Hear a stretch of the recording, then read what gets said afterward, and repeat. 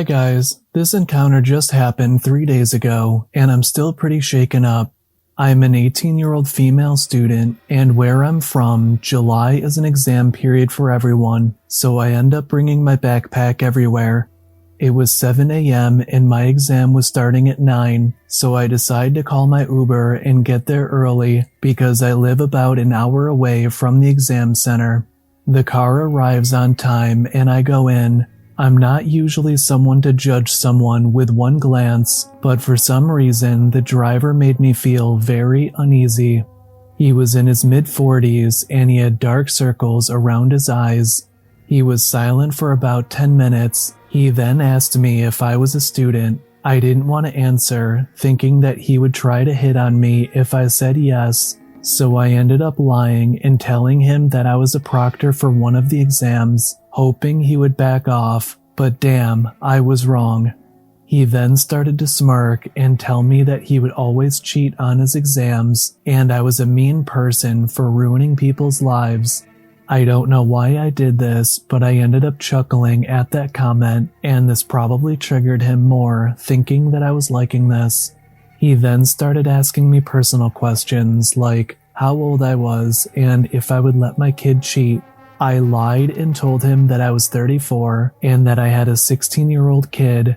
Mind you, I look pretty old, I'm overweight, and I don't have the best genetics.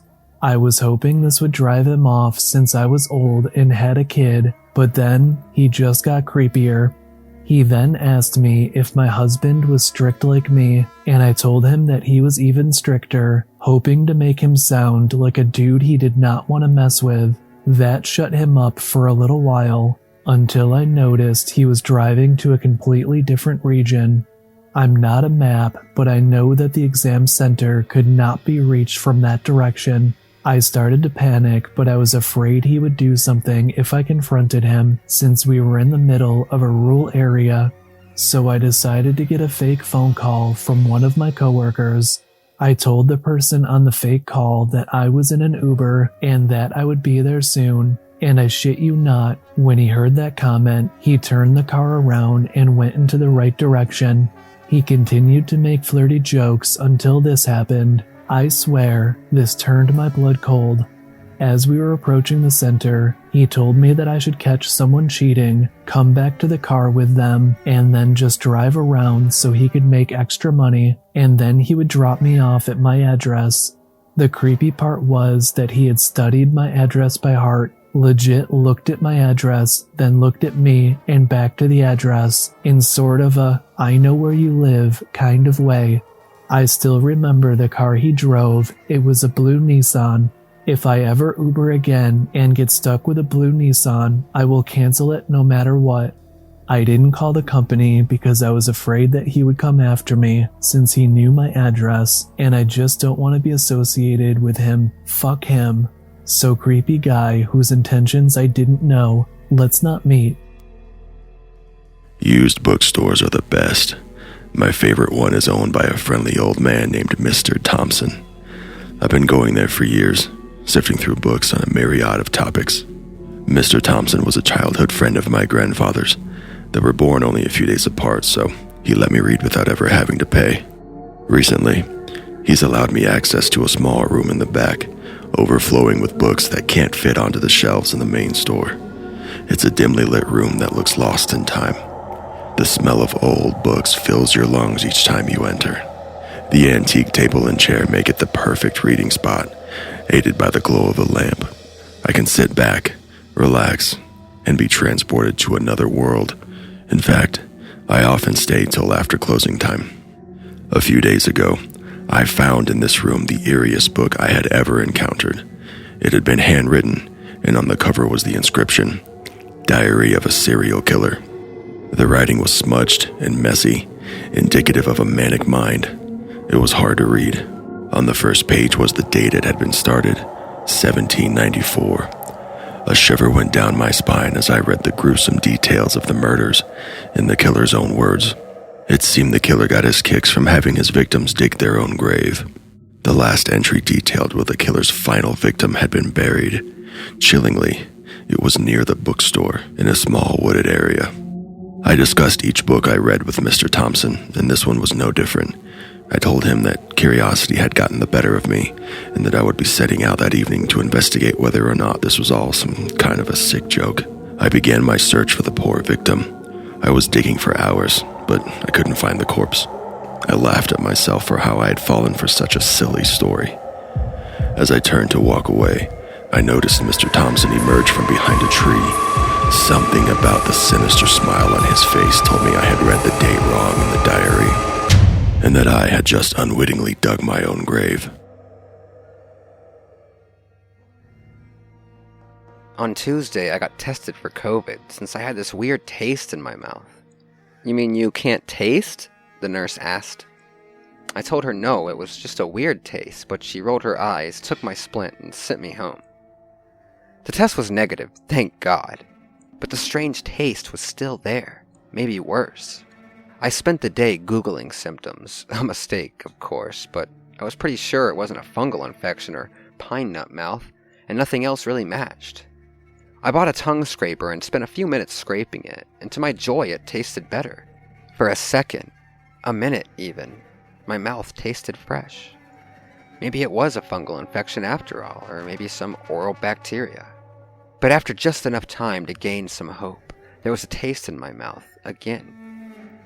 It'd been a hard week, and maybe it was stupid, but this was too much, and I started crying. I went back into the bathroom, got the scraper back out, and tried again. I scraped and scraped, but it was doing nothing. I got angry, crying, and scraped harder and harder, teeth and tongue getting in the way, and eventually I scraped my tongue raw enough to bleed. It didn't make the taste go all the way away, but it did mask it, this coppery blood taste. My tongue throbbed, skinned raw, but it was better than tasting the taste in my mouth. I was actually able to fall asleep. In the morning, the bleeding had stopped and the taste was back. You might think it's stupid, it's just a taste, but you aren't me. I couldn't stand it.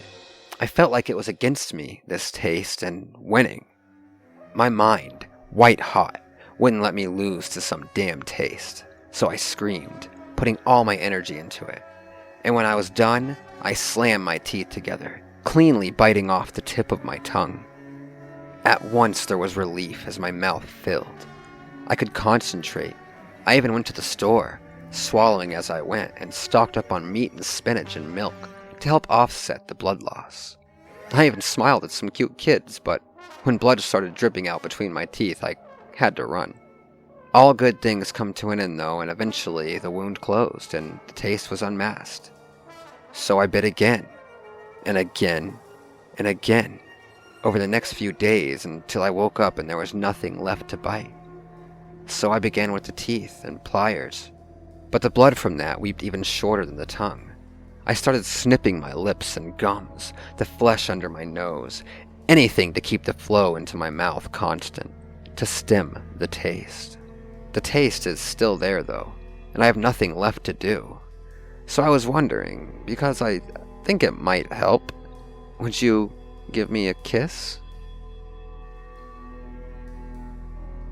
Living in Arizona, I have heard the legend of the Superstition Mountains and the lost Dutchman's gold.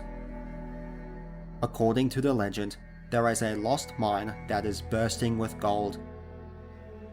Many versions of this legend exist, but they all tell about the Dutchman, who knew the location. At his deathbed, he told his neighbor the location. Everyone who has supposedly gone after the gold has either gone missing or met a shady death. I live in a city west of Phoenix, about 50 miles from the Superstition Mountains. I did my research on the area, read all the legends and studied all the maps.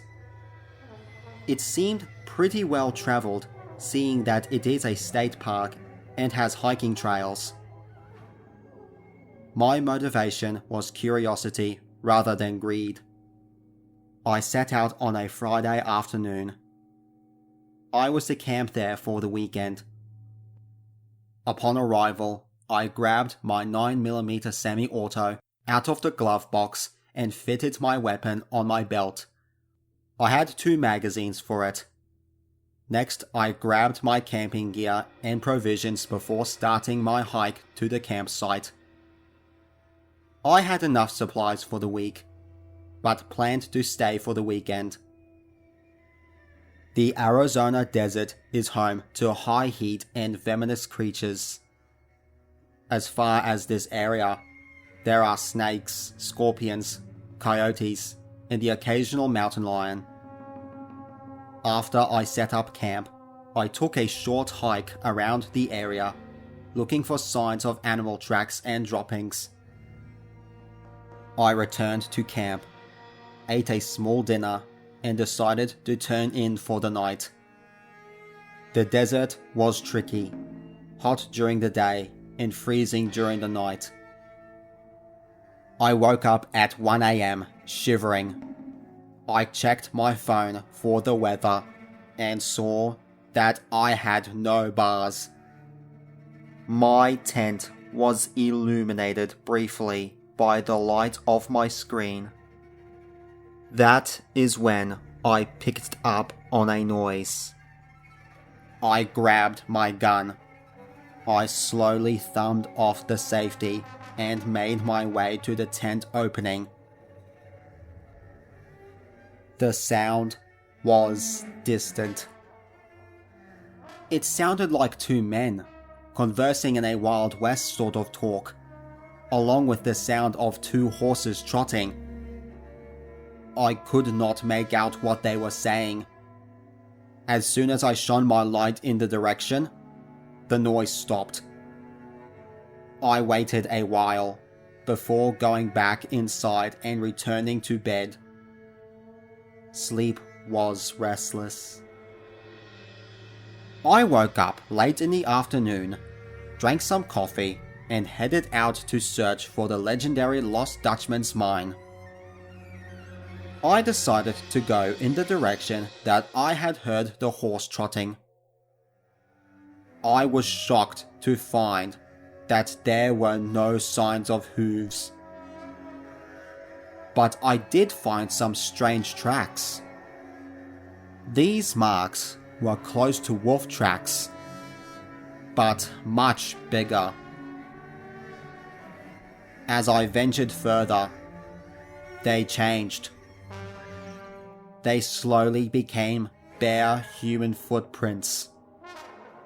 I had the feeling that eyes were upon me.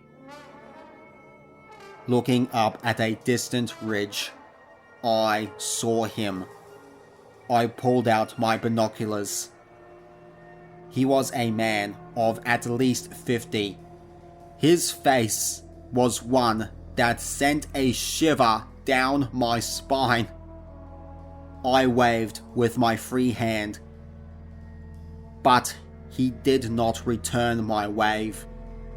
Then something happened that made me drop my binoculars. There was a brief change in his eyes. I saw it for just a second. A light yellow glow.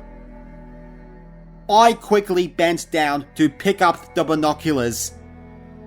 But when I looked at the spot again, he was gone. I made my way to the spot carefully.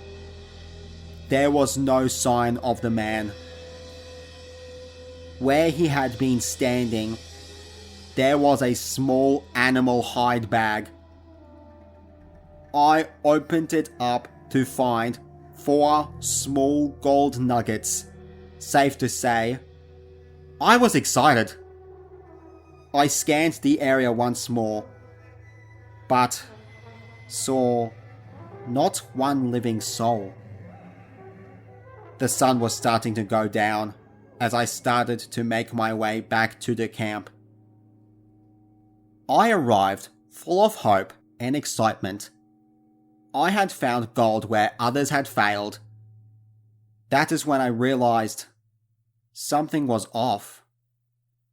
The front of my tent was ripped open. All of my water was gone.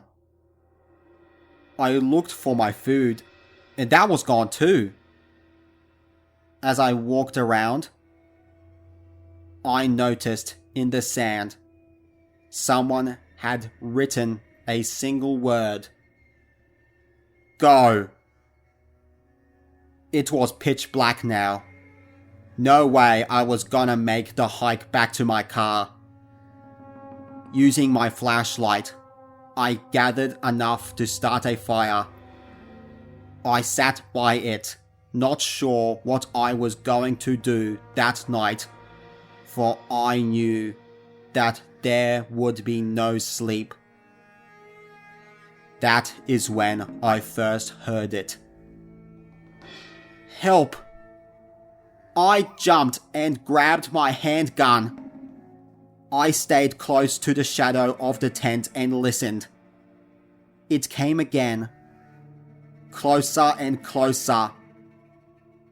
I raised my gun.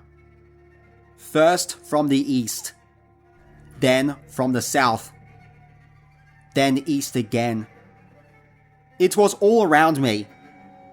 I yelled back, asking who's out there over and over.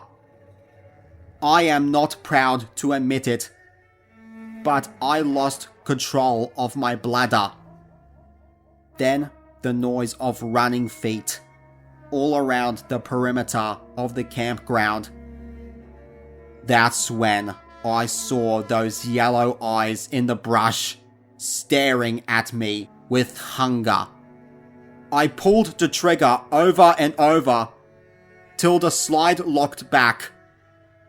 I quickly changed magazines and took aim again. The noises had stopped.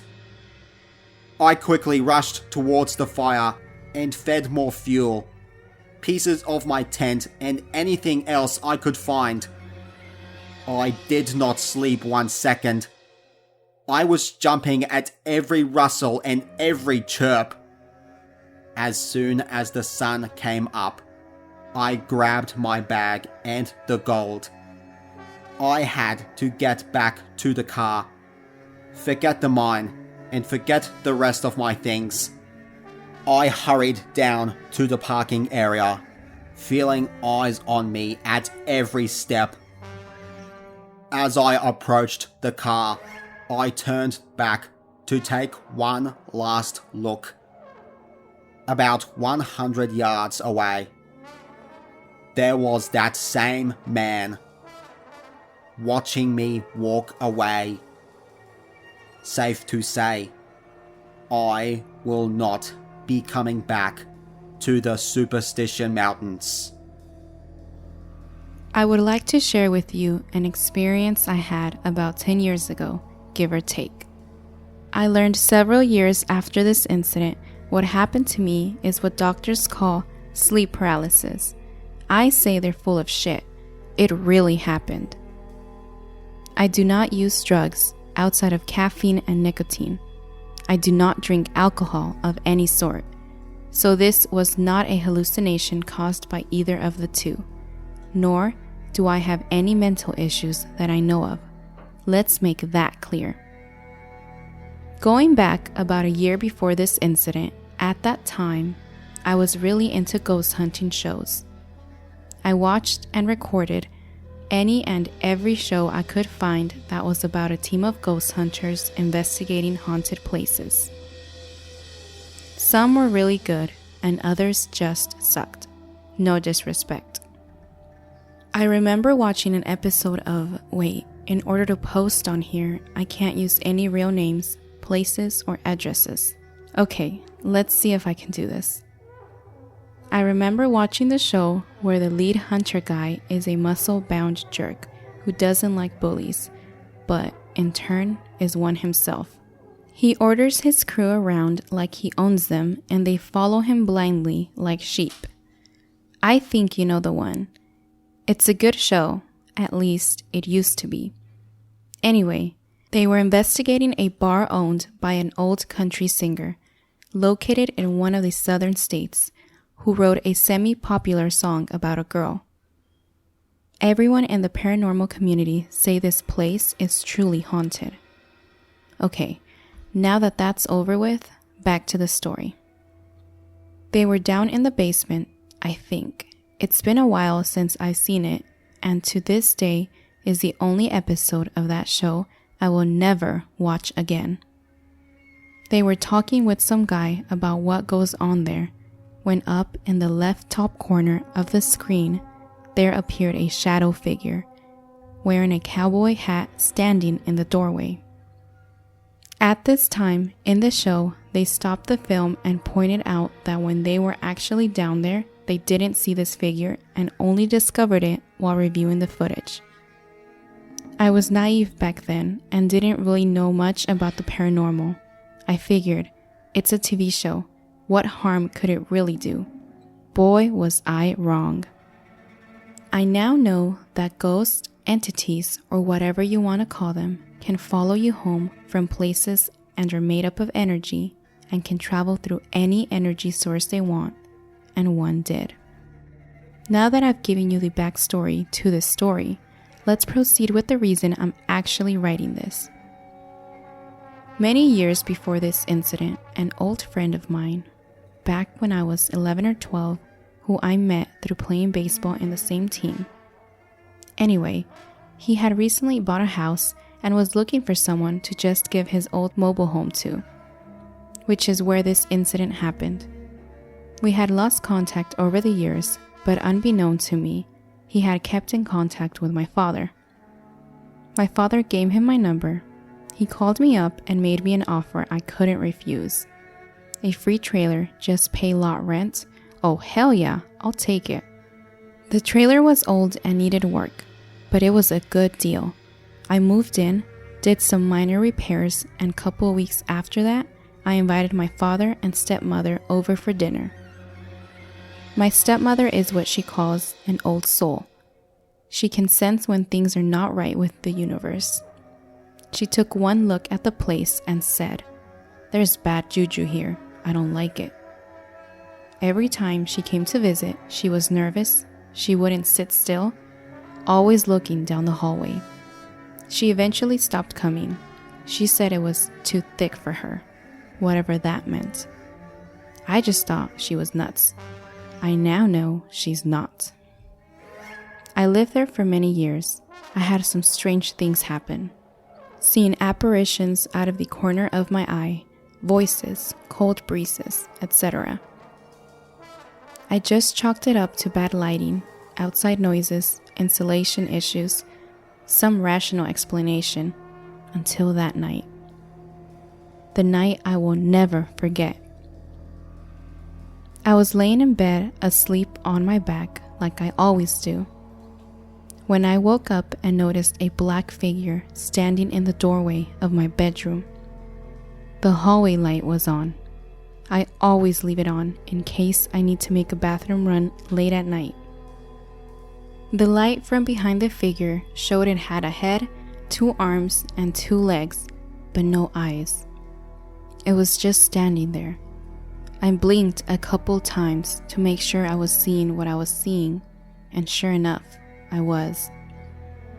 Only this time, when I looked at it, it was wearing a cowboy hat. The moment I realized that, I physically saw it jump from the standing position in the doorway over top of the bed and land on top of me. My body became stiff, unable to move. Out of my peripheral vision, I could see my wife lying next to me. I tried to scream, but nothing came out. I saw the figure sitting on top of me. It reached its hands down into my chest and started squeezing my lungs. I couldn't breathe. It was squeezing the life right out of me. There I was, gasping for air, paralyzed, and unable to make a sound.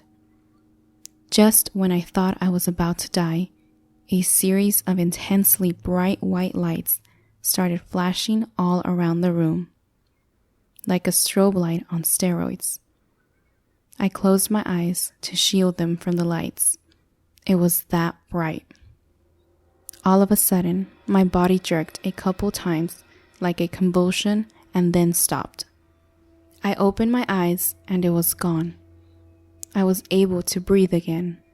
I lied there, heavy breathing, for a good 20 minutes, too scared to move. When I finally got the nerve to try, I slowly moved my right hand over to my nightstand, still shaking from fear. I grabbed my phone to check the time, like I always do when I wake up in the middle of the night. The time was 3:48 a.m., the witching hour. Needless to say, I did not go back to sleep that night.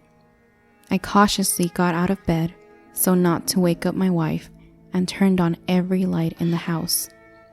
Every single one, including all the bedroom lights.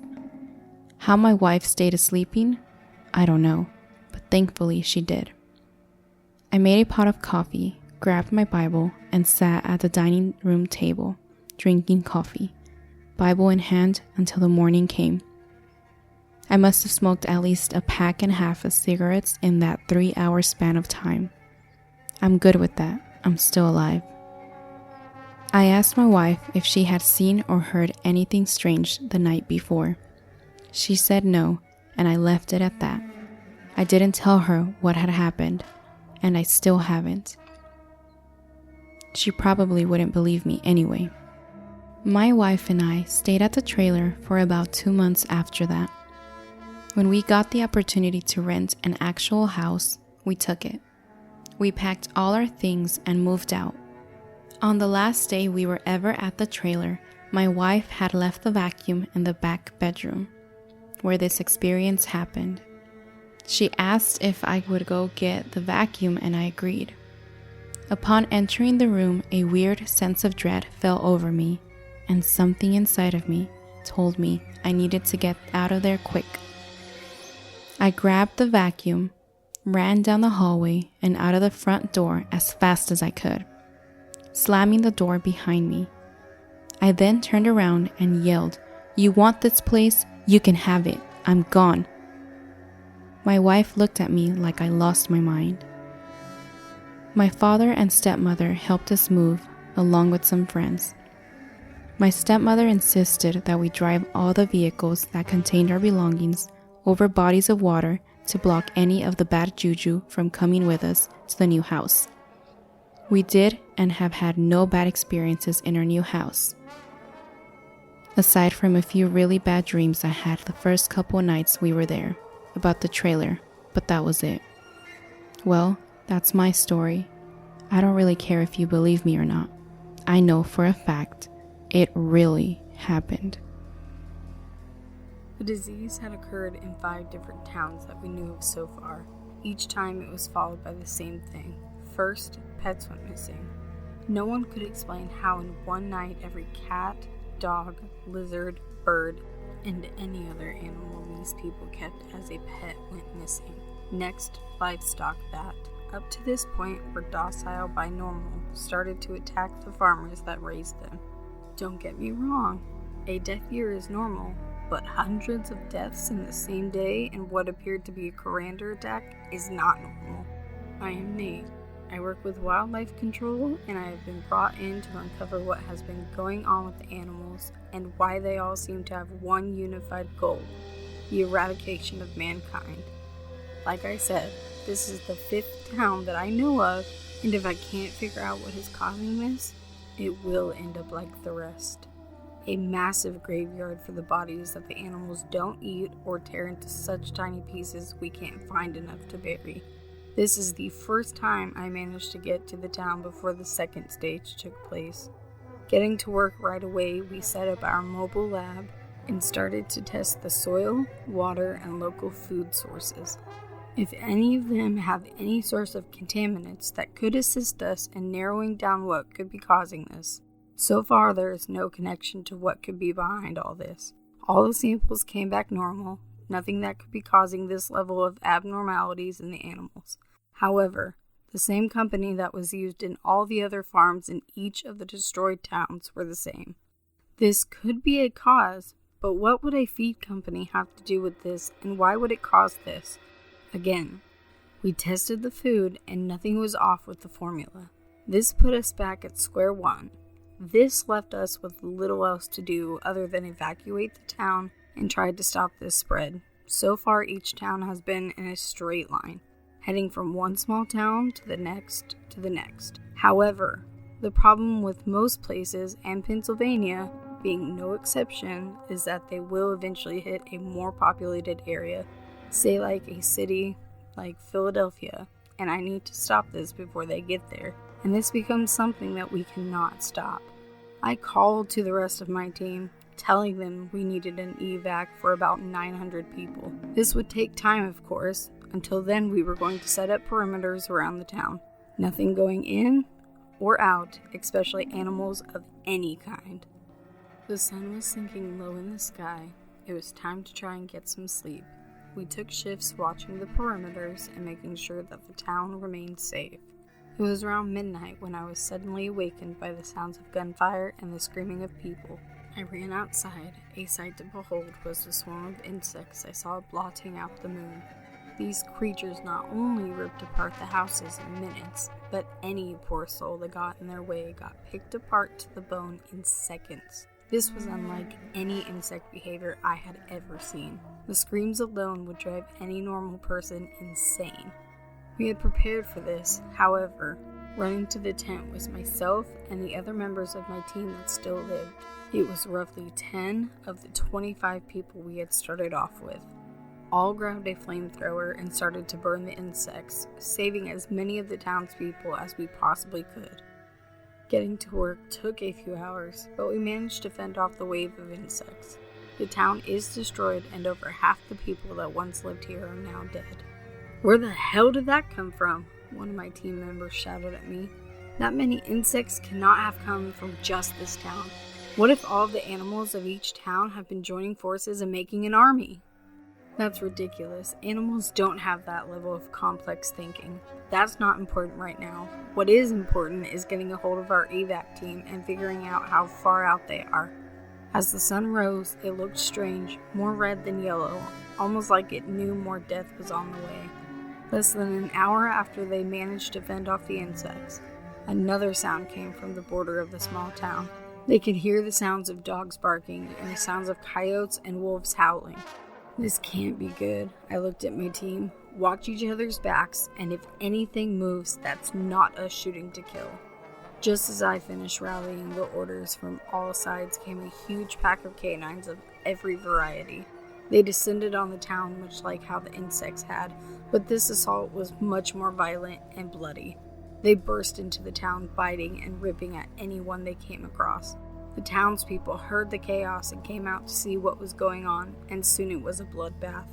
We fired on the deciding pack of animals. However, the limited amount of ammo and not being prepared for an on-site attack like this, we were soon overwhelmed. I watched my friends get ripped apart and gutted. I ran like a coward into the woods. I can still hear the pack of angry hounds at my heels. Stumbling into a clearing, I see one of the most beautiful women I have ever laid eyes on. She had a bow slung over her back, and she looked as if she had lived in these woods her whole life. Continuing to run towards her, I yelled, "Hey lady, you need to run. There is a pack of hounds at my heels, and they will not hesitate to rip you apart." She draws her bow and fires 2 arrows right into my kneecaps. Falling into the dirt, I looked up at her. "Why? You mortals will never learn. All you do is burn and pillage the natural beauty of this world. Well, I am sick of it. It's time for nature to reclaim what is hers." "Who are you?" I whimpered out in pain.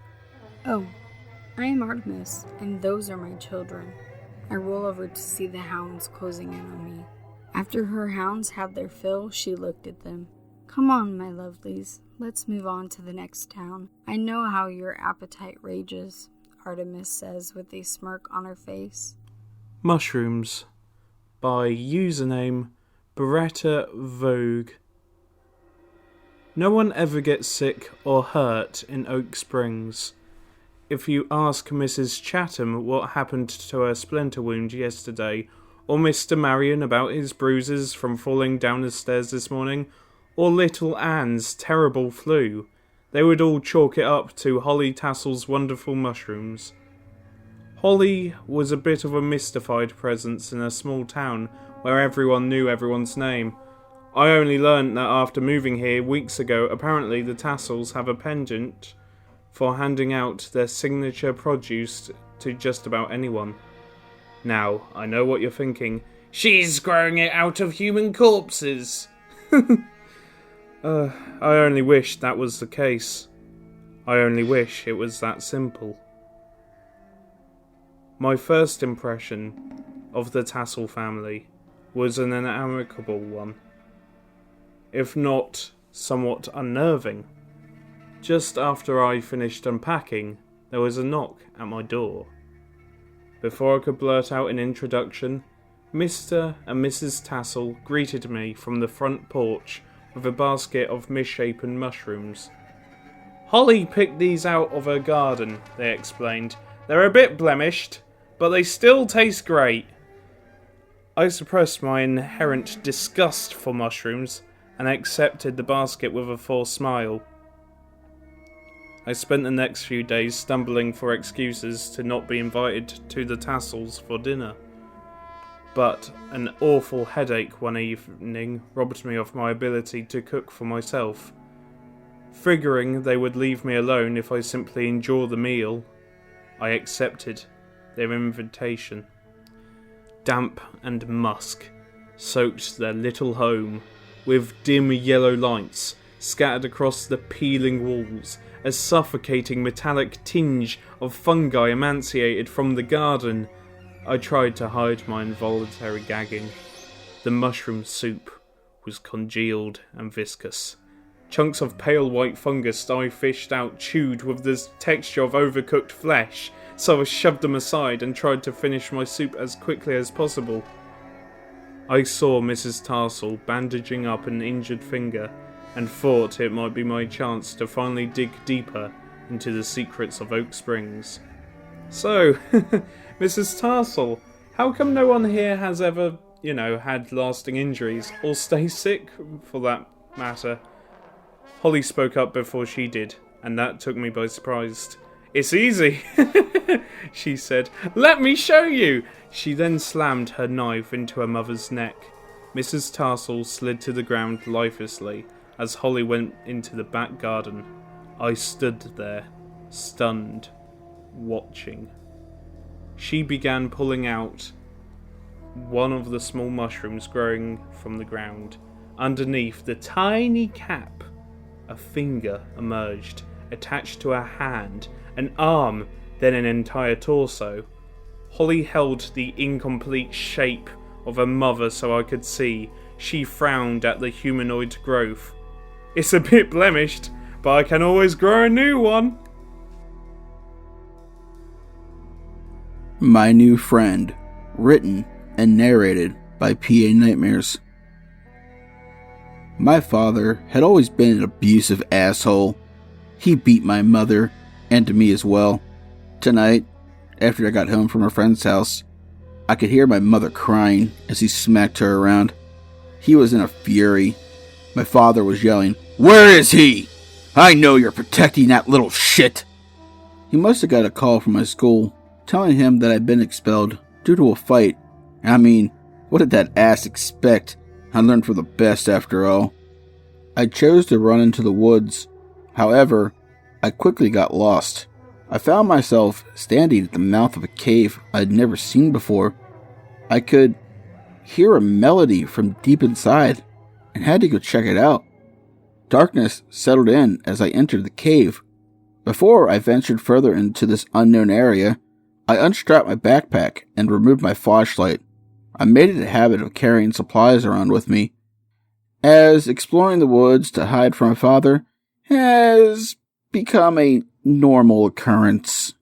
Getting the flashlight out and using it to light my way, I advanced into the dark abyss that housed this beautiful melody that seemed to be leading me.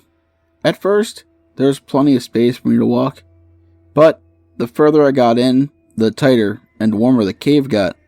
It was the middle of winter, and this cave felt like a hot summer day. I was unsure as to why or how this was possible, but I would not be deterred. I needed to see why this melody had such a sway over me. The further I got in, the louder and more pronounced it became. I could hear the occasional words, but the few I could make out were foreign to me. Finally, I came to a part of the cave where I had to shimmy through a very tight passage. Upon exiting this passage, I stumbled into a clearing that had a pond of water that was bluish green, nothing like I've ever seen before, and in the center of the pool sat a lady on a rock. The lady had her back to me, but from what I could tell, she was naked with flowing blue hair dropping to her waist. She just sat there and sang her song. But the second I stepped inside her domain, she stopped singing and spoke to me.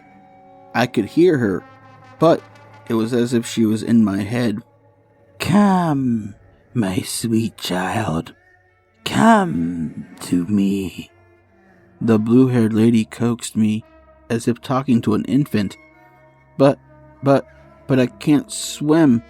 My voice was somehow quieter than it should have been. It was like, in her presence, I had become insignificant. "Don't worry about it, my sweet. You will not need to swim. Just come to me, and I can make all your problems go away." My feet slowly started to step forward, one agonizing step at a time. As my feet touched the water, she charged, jumping off the rock and into the lake. The water was chest level as she got to me and had me in her grasp. She was half fish and half human. I wanted to call her a mermaid, but her face was the most inhuman thing about her. Her skin was pale green, and her mouth had rows of razor-sharp teeth. Her eyes were as black as the night sky, and when she spoke, it was the worst noise you could ever imagine. "Do it! Kill me! You'll be doing me a favor!" I shouted in between breaths as she slowly squeezed the life out of me. However, shockingly, she released me ever so slightly and asked, "What do you mean?" "My father, he beats me, and my mother. I would be better off as your dinner than in his care. My mother may be able to escape him if I was gone." Tears poured out of my eyes as I thought of my mother. The mermaid actually sounded sad when she spoke next. "I'll make you a deal, little one. Bring me your father to take your place as my meal, and I'll spare you. What do you say?" "Hell yes," I said. "I would gladly lure my father to his death. May I ask one thing of you, however?" The creature eyed me suspiciously. "Go on. But do not think of tricking me, human, or I'll eat you. Here and now. Children, however, are a delicacy for my species." "I want to watch. After all he has put me through, I want to watch this bastard get what he deserves." I looked her in the eyes, and she nodded. "Very well, human. I shall grant you this boon." She let me go, and I made my way out of the cave. I called my father and told him I was lost at the mouth of a cave. Father knew it well and said he'd be around shortly to retrieve me. Hours passed by when I finally heard him calling my name. "Travis, where are you? Come out now. I am in no mood for your games, you little fuck." "I'm over here, Father. I'm inside the cave. It's cold outside. It's warmer in here." His small voice could barely be heard over the wind. But Father made his way into the cave. "Where are you? Come here now, you little shit, or I swear..." My father was cut off by my reply. "You swear what, you spineless guppy? All you do is beat a young boy and a woman. Come get me if you got the balls, you man-child." This enraged my father, and he followed me the whole way back into the clearing. Finally, we locked eyes. My father was in such a blind rage, he charged at me. Turning around, I ran into the water and came to the rock where my new friend told me to go. Like clockwork, my father followed me into the water. Moments after entering the water, She was on him. She grabbed him much like she had me earlier. This time, no words were exchanged. She bit into his throat and ripped it out. As he was bleeding out, the mermaid plunged her fist into his chest, ripping out his heart, devouring it slowly. She was enjoying every savory morsel. Finally, the deed was done, and she came to me. "Child, what is your name?" "My name is Travis. Thank you for setting me free from that monster. I am an adult now, and I have had many victims to her. High school bullies, murderers, rapists, people who cut me off in traffic. I don't care who they are. If you inconvenience me, if you get in my way, if you hurt someone else, I'll make sure I feed you to my friend who lives in the cave." I recently moved into a big house, just temporarily. It's kind of a complicated situation. The house belongs to a family member. They were going to be gone for a few months, that sort of thing. I was going to be there on my own, so obviously I thought, what if this house is haunted? There wasn't anything in the house when I moved in, but there is now. I was in the main hallway unpacking some stuff when the doorbell rang. That put me on edge right away, because the house is at the end of a long driveway, and kind of out of the way. You have to go looking for it. There was an old woman at the door. This was in broad daylight, but there was still something kind of off about her. She was really tall, like a full head taller than me, and there was something weird about the way she looked. It was like none of her clothes fit her properly. She shook my hand and smiled, really wide, and told me that she was from the neighborhood council, or something like that, and asked if she could come in and talk to me. My gut reaction was to say no, but I couldn't really think of a reason to. She was just an old woman. What was she going to do? I really wish I had just slammed the door in her face. I brought her into the living room, and she sort of tottered behind me, like her feet didn't fit into her shoes properly. She sat down without asking, and grinned at me until I took a seat across from her. For about half a minute, she didn't say anything. She just smiled and stared at me while it got increasingly awkward. Just as I was about to break the silence, she fished in her pocket and pulled out this really big old-fashioned sweet, the type that comes in see-through wrapping. "Here," she said, "eat this." I should probably point out here that she spoke really quietly, so it was difficult to hear anything she said. I accepted the sweet, kind of taken back, and unwrapped it. It was dark red, almost black. I popped it into my mouth because she was still grinning at me and nodding her head. Have you ever walked around behind a supermarket where they keep the big bins? They throw meat that's gone bad into those bins. Imagine that rancid smell, but on a hot summer day. It's so thick you can almost feel it in the air. That's what this sweet tasted like. I almost spit it out onto the floor, but social niceties made me chew the thing and force it down my throat. The woman was talking, but between the taste and her quiet voice, I barely heard her. My mouth tasted like rotten meat, so I politely told her I was going to go get some water and walked quickly into the kitchen. When I came back, she was gone. I had been in the kitchen for less than 30 seconds. My first reaction probably should have been to assume that she went to the bathroom or had to leave in a hurry. Instead, I searched the entire house. I went through every single room, convinced I was going to open a closet or look under a bed and see her stuffed in there, grinning at me. That didn't happen, obviously, but I was still extremely on edge as the sun started to go down. I felt like I was turning off the light in my bedroom after spotting a giant spider in there.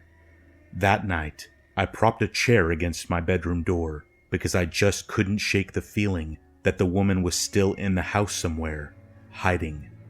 I woke up at around 2 a.m. and heard creaking floorboards downstairs. It was an old house and unfamiliar. I kept telling myself that until the noises stopped. When I woke up the next morning, there was a red sweet on the living room table. I'll tell you the same thing I told the police. No, I couldn't be absolutely certain that the suite wasn't there the day before. Maybe I had just overlooked it, but I didn't think so. They told me that the organization the woman claimed to come from didn't actually exist, and clearly thought that I was wasting their time. After they left, I searched the entire house again, and the grounds, and then I searched them again. By the time I was finished, I had managed to calm down a bit and looked at the situation rationally. The woman probably left the suite there the previous day, and I just didn't notice. I had searched the whole house twice now. There was nowhere she could possibly be hiding. She was probably just some doddery old lady who wandered off while I was in the kitchen. As I prepared to go to bed, I had managed to fully delude myself into thinking nothing strange was going on. I decided not to do anything childish like blocking my door, because what was I afraid of? Even if she somehow was still inside the house somewhere, what was she going to do?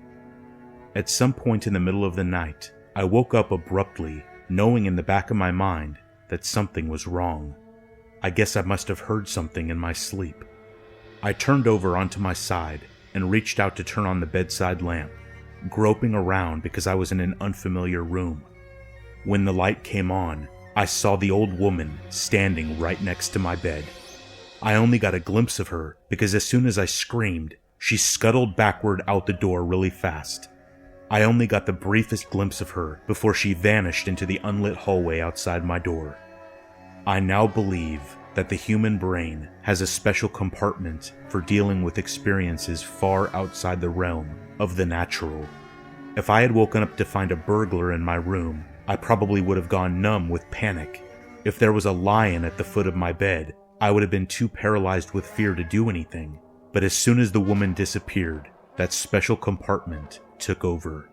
I jumped out of bed and slammed the door shut, and then shoved a chair up against the handle. Then I dashed for my phone. No signal, no internet. I later found out there was nothing wrong with the phone or the local service. I think somehow the woman interfered with it. The drop from the bedroom window wasn't too high. If I landed just right, I would probably avoid injury. But what if I sprained an ankle or broke my leg? I had a sudden vision of pulling myself across the dark garden while the woman sprinted after me, and I decided I didn't want to risk it. That gave me two options: wait out the night in my bedroom, or try to get out of the house now. I went for the second one. I was thinking that my flimsy barricade wouldn't hold if the woman decided that she wanted back in. I broke one of the chair legs off and crept slowly into the hallway, reaching carefully for the light switch. When I pressed it, the lights came on for a second and then faded out. I flicked the switch a few more times. Nothing. Some gut instinct told me she was sabotaging them somehow. I used my phone for light as I slowly, quietly crept along the upstairs hallway and down the stairs. The light barely traced the shape of the walls and the dark, yawning frames of open doorways. I jumped at every single shadow and unidentifiable shape, certain that any second the grinning face would appear out of the shadows. I got downstairs into the front door. I had double locked it and put the chain in place. Just as I was reaching for the first lock, I heard rapid, uneven footsteps at the top of the stairs, approaching swiftly. I undid the first lock. A high-pitched shriek came from halfway down the stairs, and I screamed as I undid the second lock and wrenched the door open. It stuck fast. I had forgotten the chain. I glanced behind me and saw the tall, spindly shape of the woman half running, half falling down the stairs toward me, her head lolling backward and her mouth hanging open. I can't even remember getting the chain off. I might actually have just yanked the door open so hard that I broke it. In any case, the last that I saw of the woman was her face inches away from me as I slammed the door shut. I sprinted to the nearest house, and eventually they called the police, possibly because I was half delirious with fear and babbling incoherently. The police once again failed to find anything unusual. It's been a week. I'm staying at a friend's place, sleeping with the lights on and the bedroom door barricaded. The house's real owners aren't back yet. I'm not sure what I'm going to tell them, but I have to stop them from going back there, somehow. This isn't a haunting, it's an infestation. I can't stop thinking about all of the holes in our defenses, the windows and doors left open, the strangers invited into our living room. I just hope to God it's the house that she wanted, and not me. I tried to cure my friend's arachnophobia, but I might have taken it too far. I had this friend in high school, Steve, who was deathly afraid of spiders. Arachnophobia, I guess the term is. I knew from the very beginning of our friendship that he had issues with them. But as I got to know him better, the extent of his fears truly puzzled me. Even the tiniest, unassuming 8-legged bugger would instill in him a paralyzing fear that would leave him in a state of senseless shock. We teased him about it, of course. That's what friends are for. Catch a little one and dangle it in front of him. Well, I did anyway. The others also seemed to have some hidden reservations against the cuddly crawlies. In an attempt to diagnose his phobia, I shared with him a theory I'd read somewhere.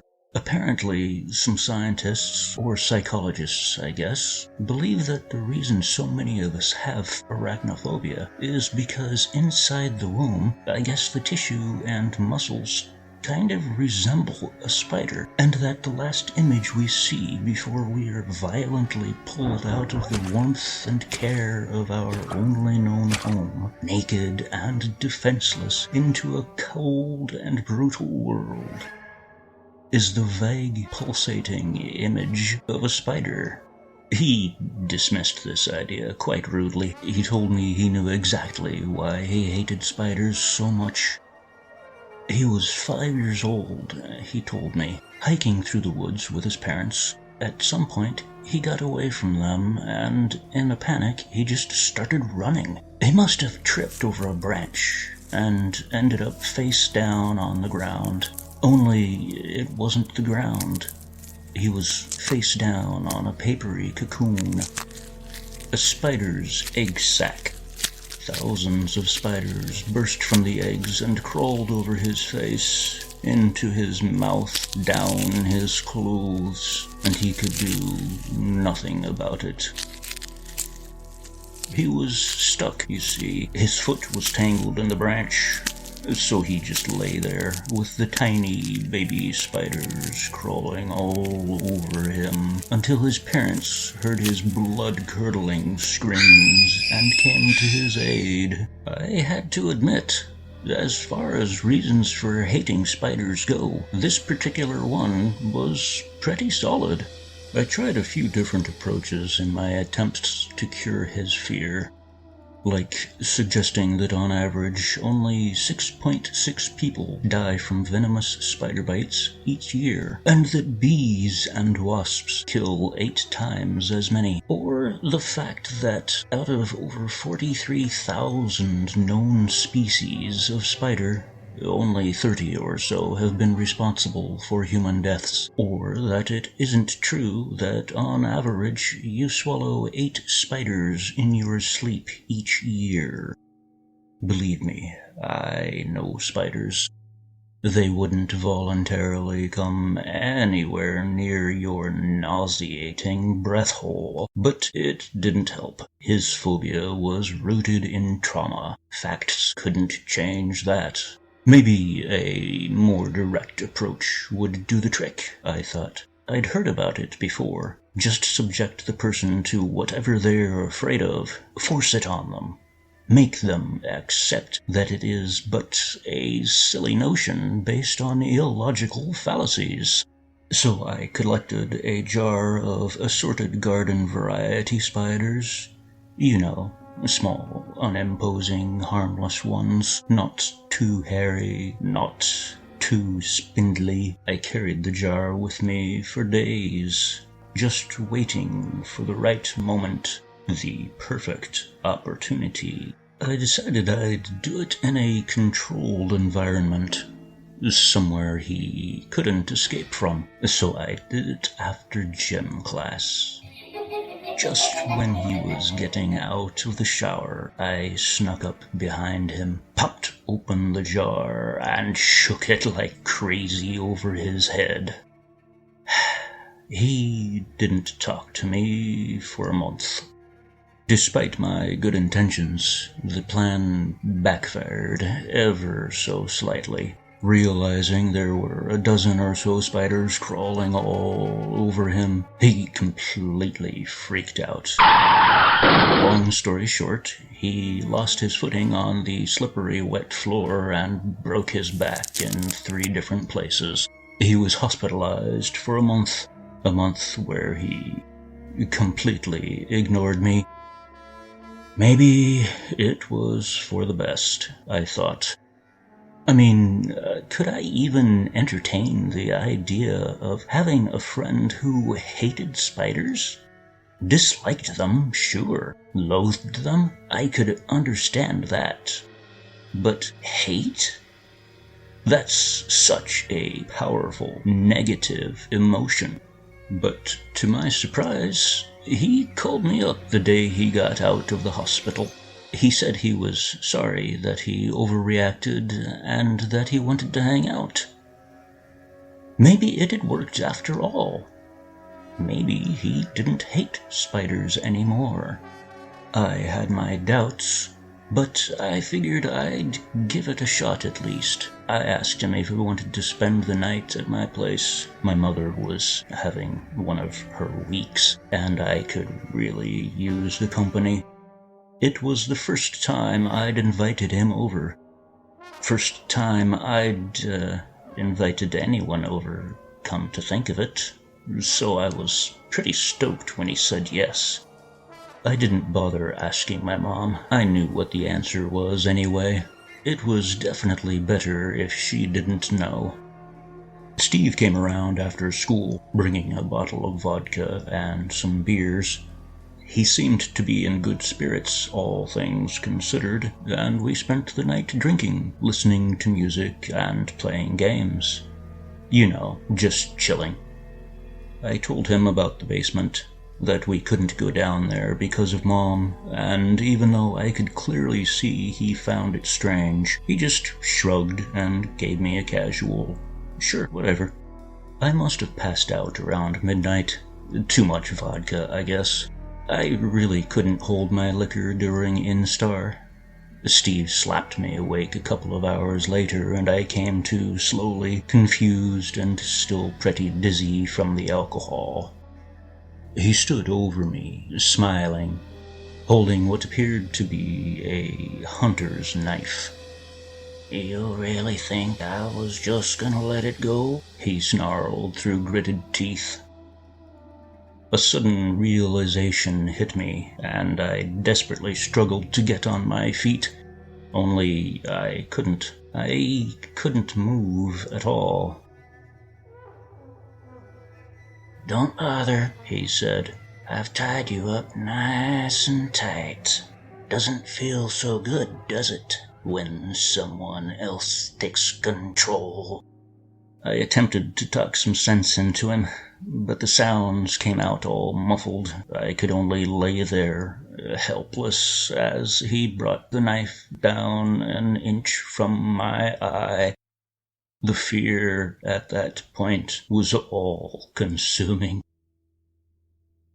"Don't worry," he grinned. "I'm not gonna kill you. Just, scar you for life." I stared at him wide-eyed, tears streaming down my face. "If you just hadn't gagged me, you might still be alive, Steve. I could have warned you about my mother, her harrowing shadow descending on you from the ceiling. She doesn't like it when people threaten her children. She doesn't like when she's disturbed during her sleepy week. I could have talked her out of it, bridged the gap between our people. But you always hated us, didn't you? Even at the end, I could see it in your eyes.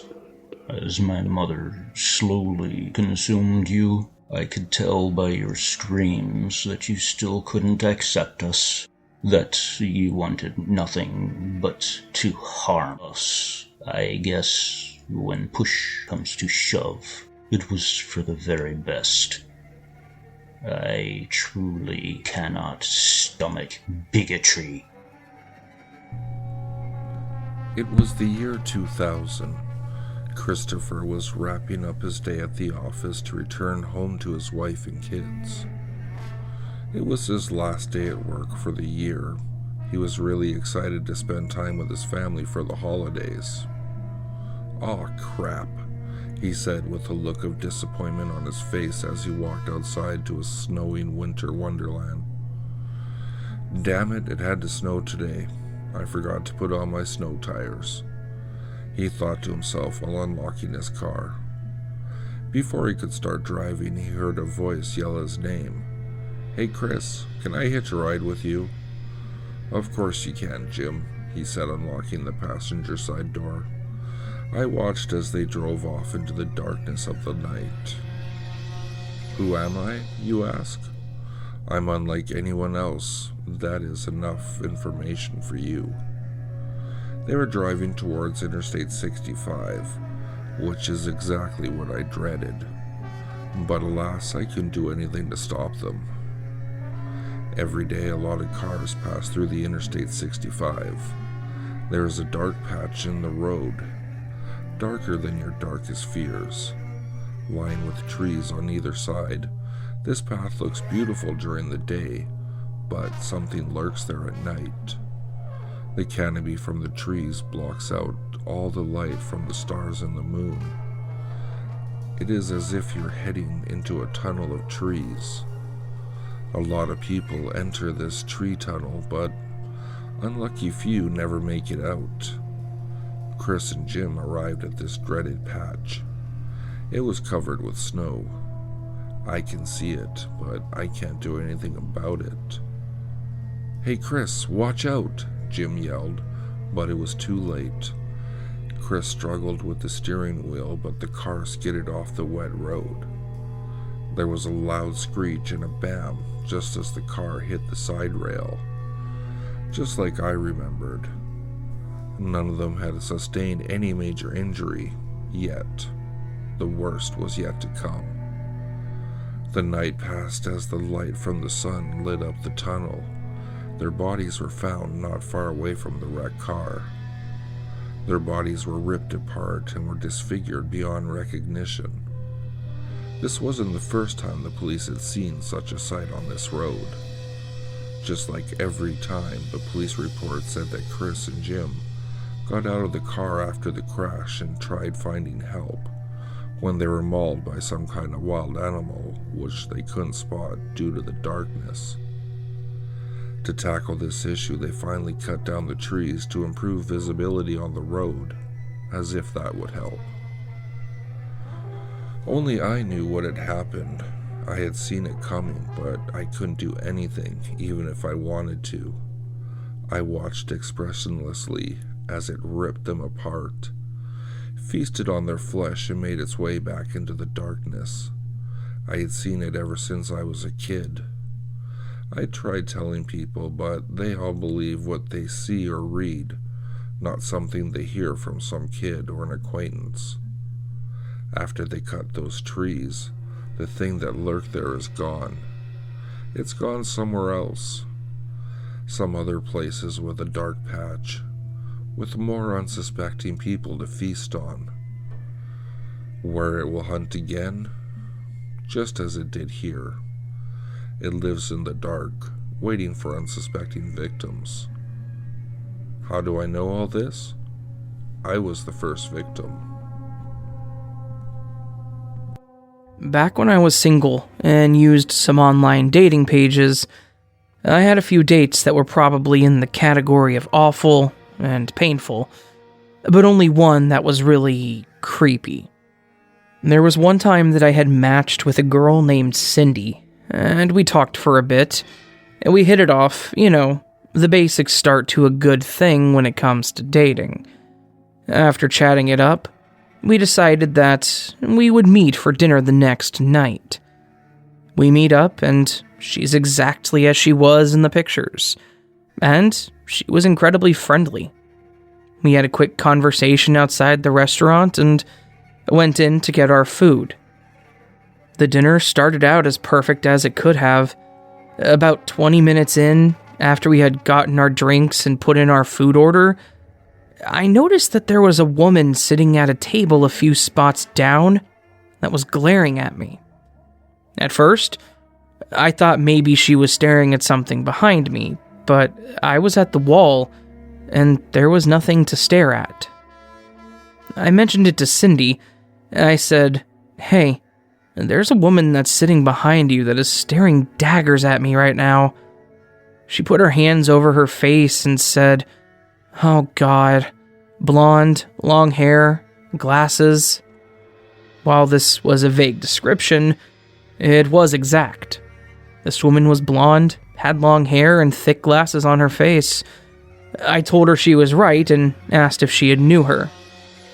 Come to find out, this woman that was murdering me with her eyes was Cindy's ex-girlfriend. I had no problem that Cindy was for both teams.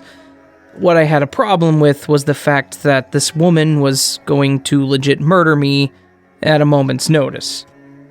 I asked if I should be concerned, and she said probably not, which was not at all convincing.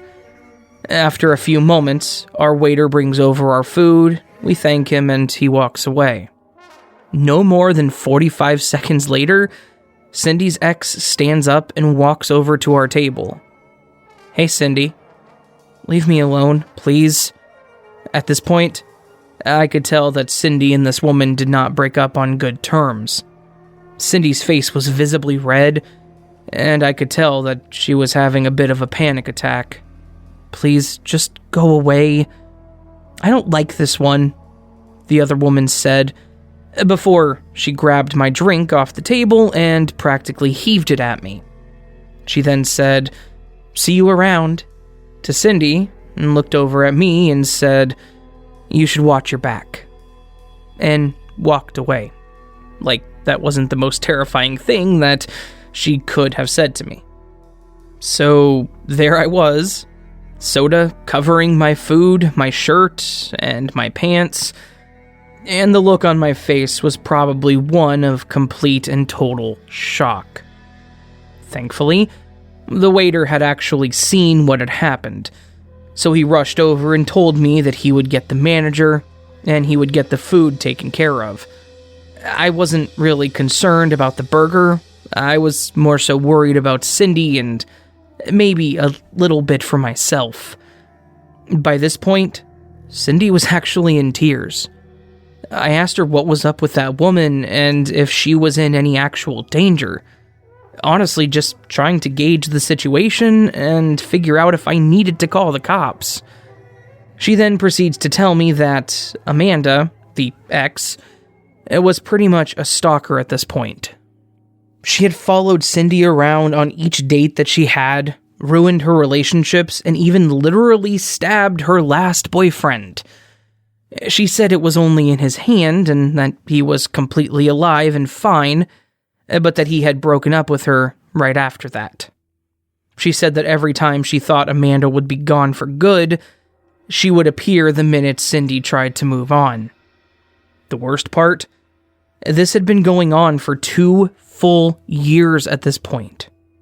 She said that she had filed a restraining order, contacted the police, and nothing was being done about it.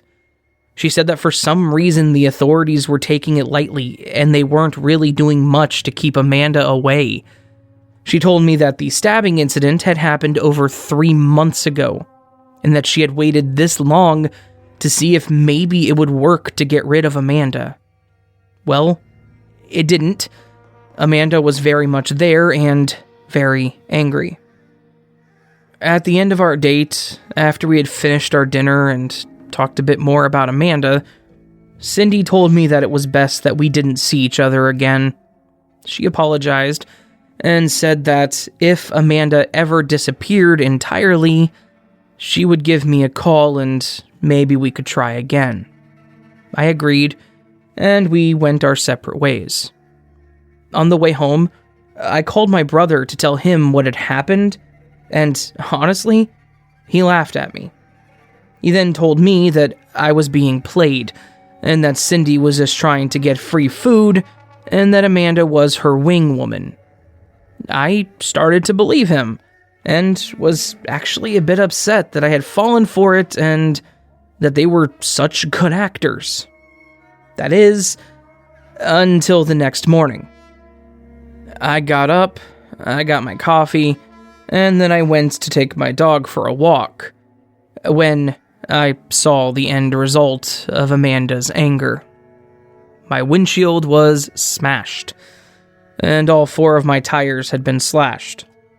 On top of that, the phrase, "she's mine," was spray painted on the hood.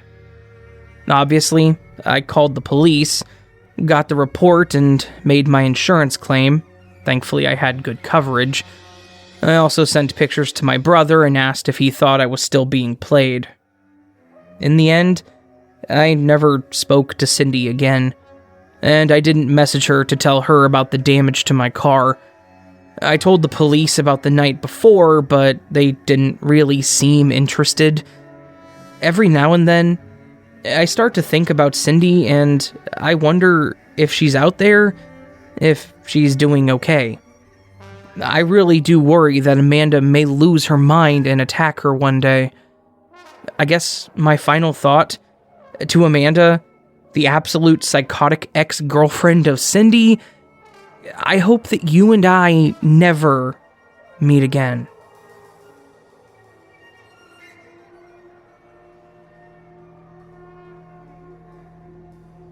I woke up from a deep slumber on a peaceful Wednesday morning. I got my breakfast ready, and after that I went to get cleaned up. I approached the bathroom, then all of a sudden, out of the corner of my pupil, I swear I saw a blue flash in the mirror, but I thought nothing of it and carried on. The usual brush teeth, comb my insanely long hair, and wash my face. After that I went to work and did my duty as chief chocolate maker. However, I couldn't help but feel sleepy and I began to doze off. "Are you okay, Julie?" asked Jennifer. "Yeah, I'm okay, I just didn't sleep well," I said, but she knew I was lying. After work that day when I got home, my vision started to obscure a bit, like the feeling you get when you get up too fast. After that I went to the bathroom to flush out my eyes when I noticed I was crying. Okay, this is weird, I don't normally cry after rinsing out my eyes. And after that, when it was just before bed, I took a shower, and then I put on my lotion and got in my bedwear and went to bed. At midnight I heard a screech and a crashing noise that made me fall out of bed. I went to examine the bathroom and I saw my lotion bottle with all of the contents spilled out, and a little bit of blood traces in the product.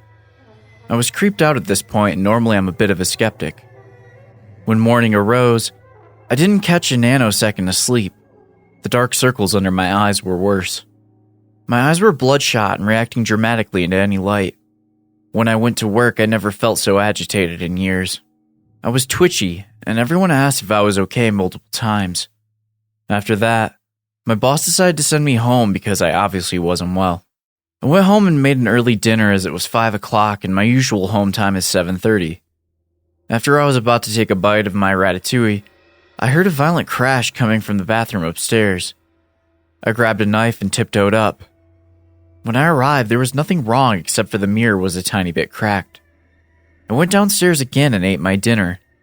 When I went to bed, I brought a knife with me and I put a camera in my bathroom and started recording.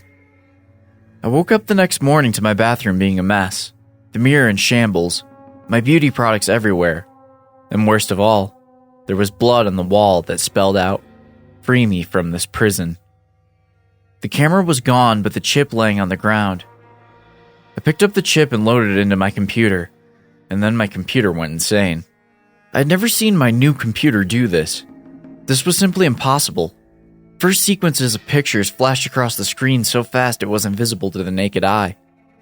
Then I got the blue screen of death, half literal, as then my computer exploded, and I just managed to escape the flying bits. At this point I was pissed off. I grabbed my axe and clenched it tight. Then I went back to the bathroom and saw my smashed mirror was glowing and very misty. and then I flinched. And then, when I opened my eyes, I saw my mirror was as good as new. But when I looked at my reflection, I was horrified. I saw a depiction of me, with black, empty bleeding eyes. My hair was everywhere, and my clothes were bloodstained. Then the thing on the other side of the mirror started bashing it without me doing anything. Eventually it started cracking and then broke. The last thing I remember from that point is those psychotic eyes staring at me. I see the same man in my nightmares. The nightmare always begins the same. I am sitting at my desk. I do not remember sitting down. It does not matter, I suppose. The curtains are open, but the world is dark. The sky is black. There are no stars. There is no moon, no street lamps. I turn my head to face back into my room. To do so feels like moving through water. The screen of my computer shows me a forum that I do not recognize. A part of me feels like I am breaking some kind of rule by simply being there, simply looking at the screen. The words of the posts are in English, but they do not form complete sentences. I struggle to read what they say. My room is light. It's a sickly hospital kind of light, and I do not know its source. Looking up to the ceiling reveals that the bulb is dim. Is it off? Yet the light hangs dead in the air nonetheless, almost like it's been painted on. This unsettles me, so I decide to switch the light on. At least this way the visuals of my surroundings will make constant sense. My light switch is typically situated by the entrance to my room, by the door, but as always in my current world, I can find it fixed on the wall right next to me instead. I do not even have to stand up. I do not question this change. I reach over and flick it. It clicks, but does nothing. I try again, then again, but the level of light in the room does not change. He's in the house. I am sweating. The real unease starts here. Perhaps if I could find him before he finds me, then this time will be different. Perhaps everything will be okay. I am standing, I realize. I do not remember getting up. I start making my way across my room. There are no creaks in the carpet beneath my feet. The door is silent as I gently pull it open. The corridor stretches out ahead of me. It's longer than it should be, but I cannot tell by how much. The light hangs low against the walls, like it tried to climb up from the floor but failed, getting stuck halfway.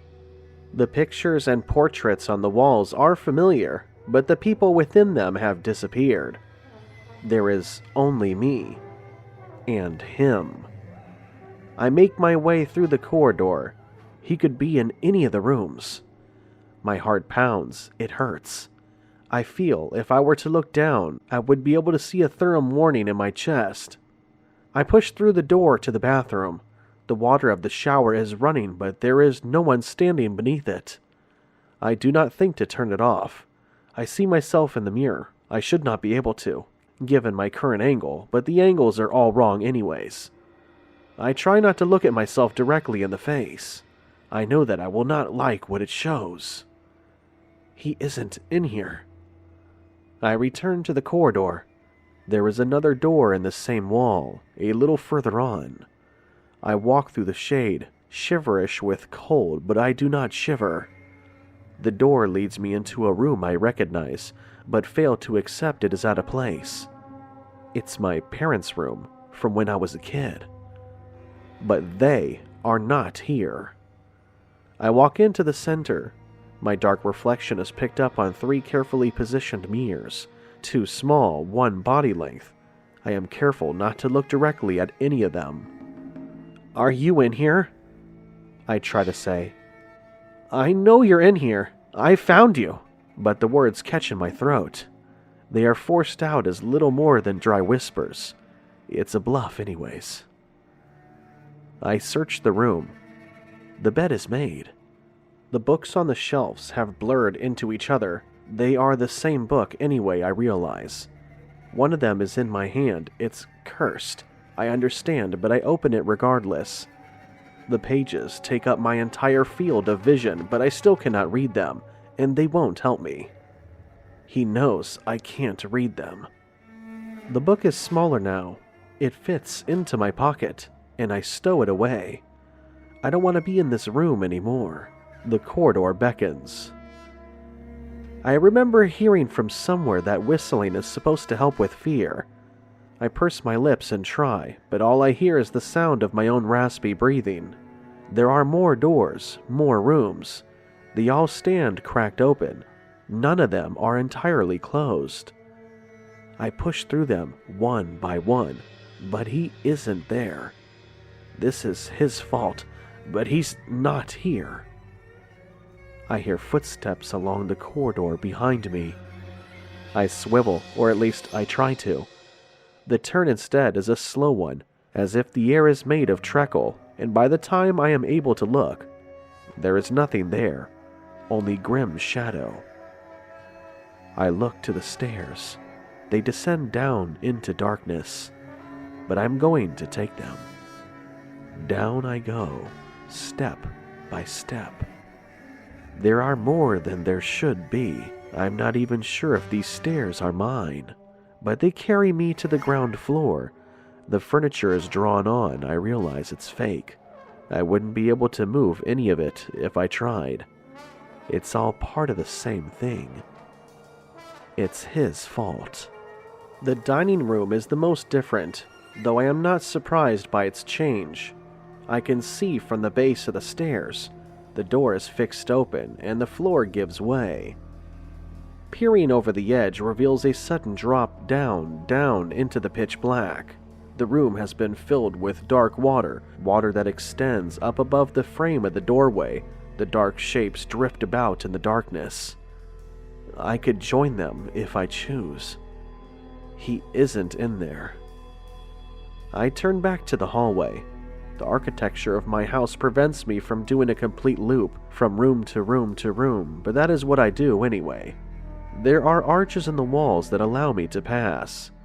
I cannot see out through the glass of any of the windows. I don't even think to look. I am not concerned by what is outside. He's watching me. I can feel tears streak down my face. It is always the same. It is always the same. The architecture of my house prevents me from doing a complete loop from room to room to room, but that is what I do anyway. I pass through the arches. He's watching me through the walls. The rooms have all been painted in distinct colors. They are dull but distinct. I cannot decide on what these colors are, however. I can only recognize the difference in relation to each other. Something creaks and grinds in the shadows from across the house.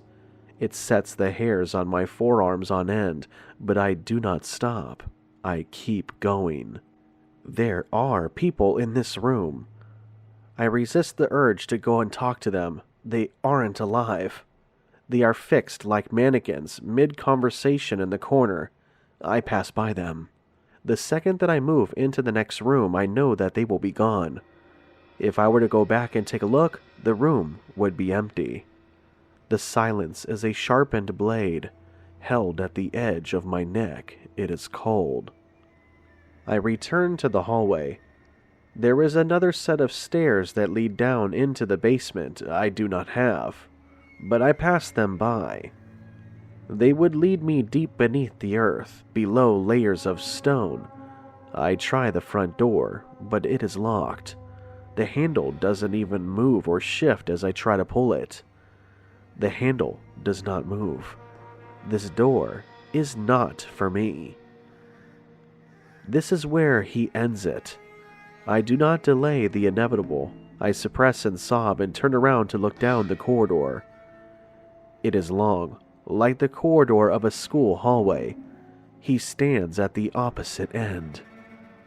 "Please," I try to say, but I cannot produce even a whisper this time.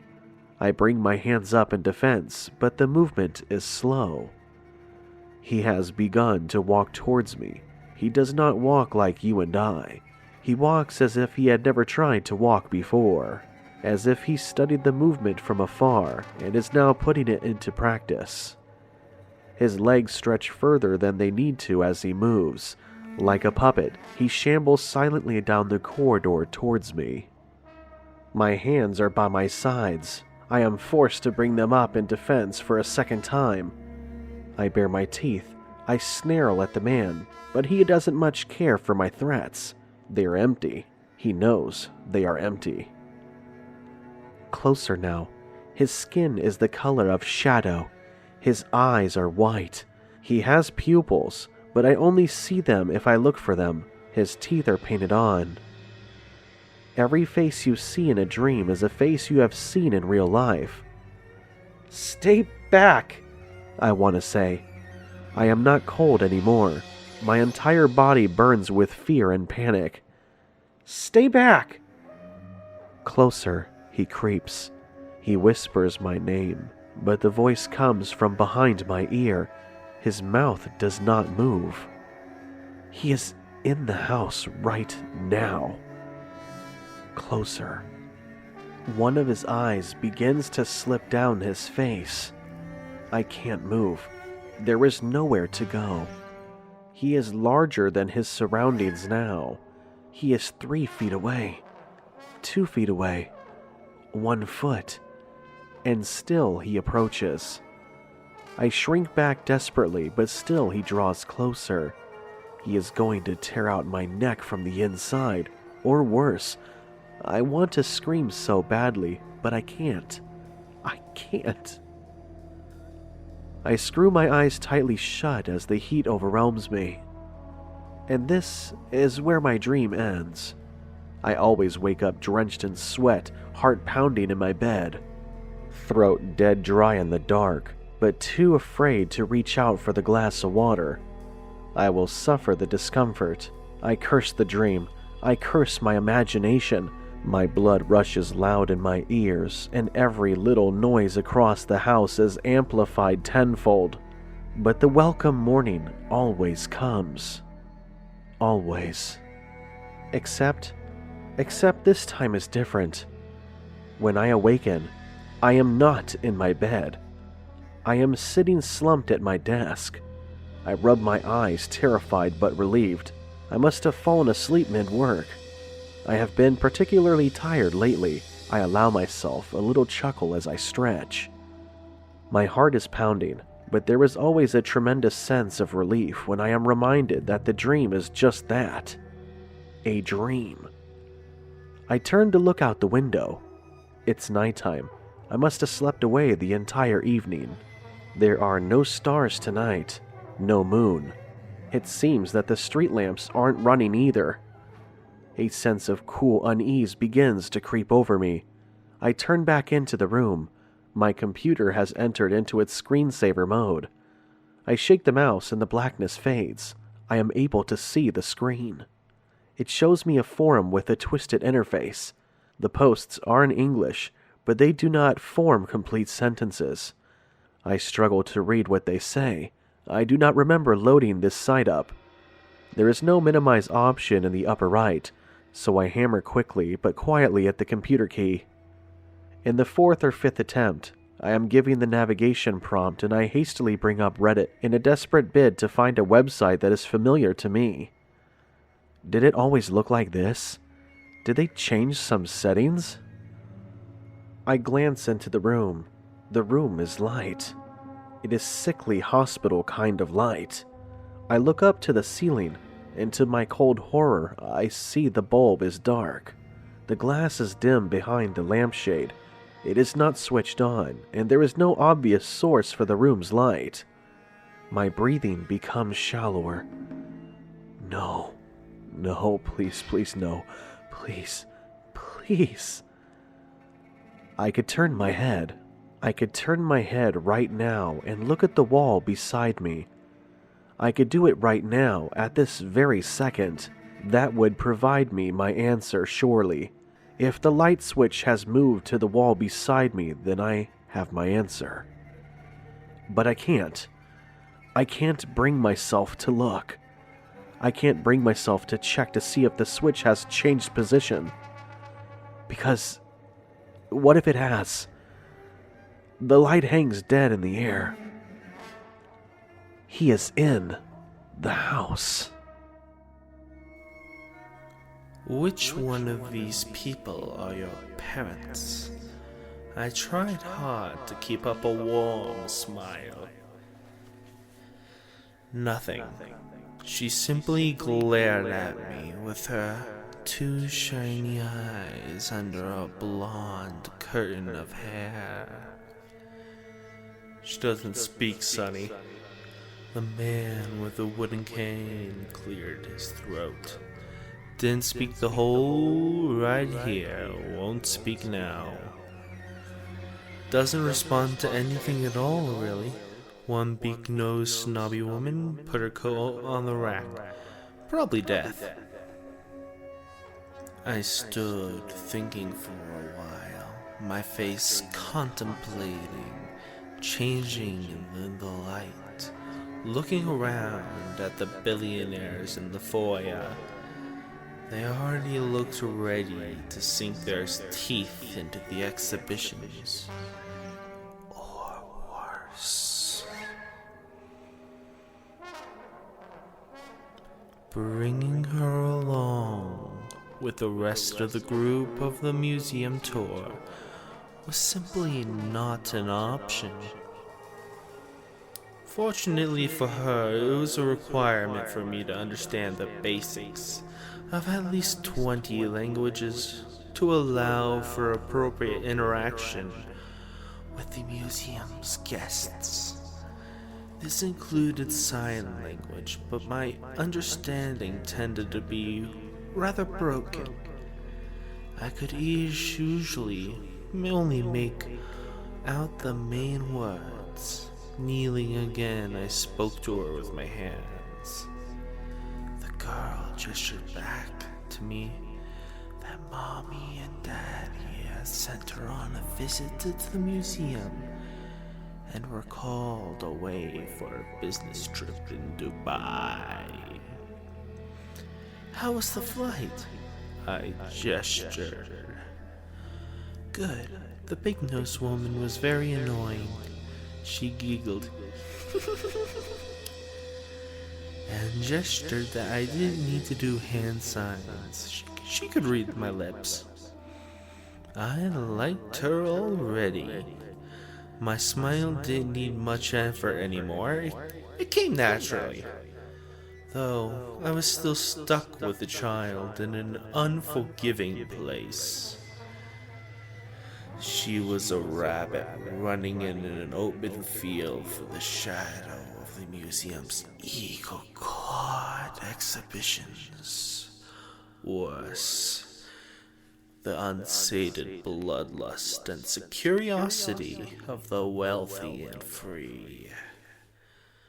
That's when I remembered a clause in my employee agreement. Conduct one tour every open evening. Gesturing wide and confidently, I stood up and winged away for the girl's safety. My apologies, ladies and gentlemen. Due to unforeseen circumstances, this evening's tours have been cancelled. Groans from the crowd. Why you gotta do that? And many other sounds come from the crowd. The tour clause of my contract never stated how many people I needed to bring with me. Oh my, we just got here, a man bellowed. Do not fret, the museum is all yours to explore. I extended one arm to the point towards the deep sea exhibition. Please don't wake the anglerfish. Tapping and screeching sounded against the floor as the crowd disappeared down the halls. Starlight beamed through the windows, lighting up the girl's face. She beamed straight back with excitement. Now the tour can begin in peace. It happens when I have a particularly bad nightmare.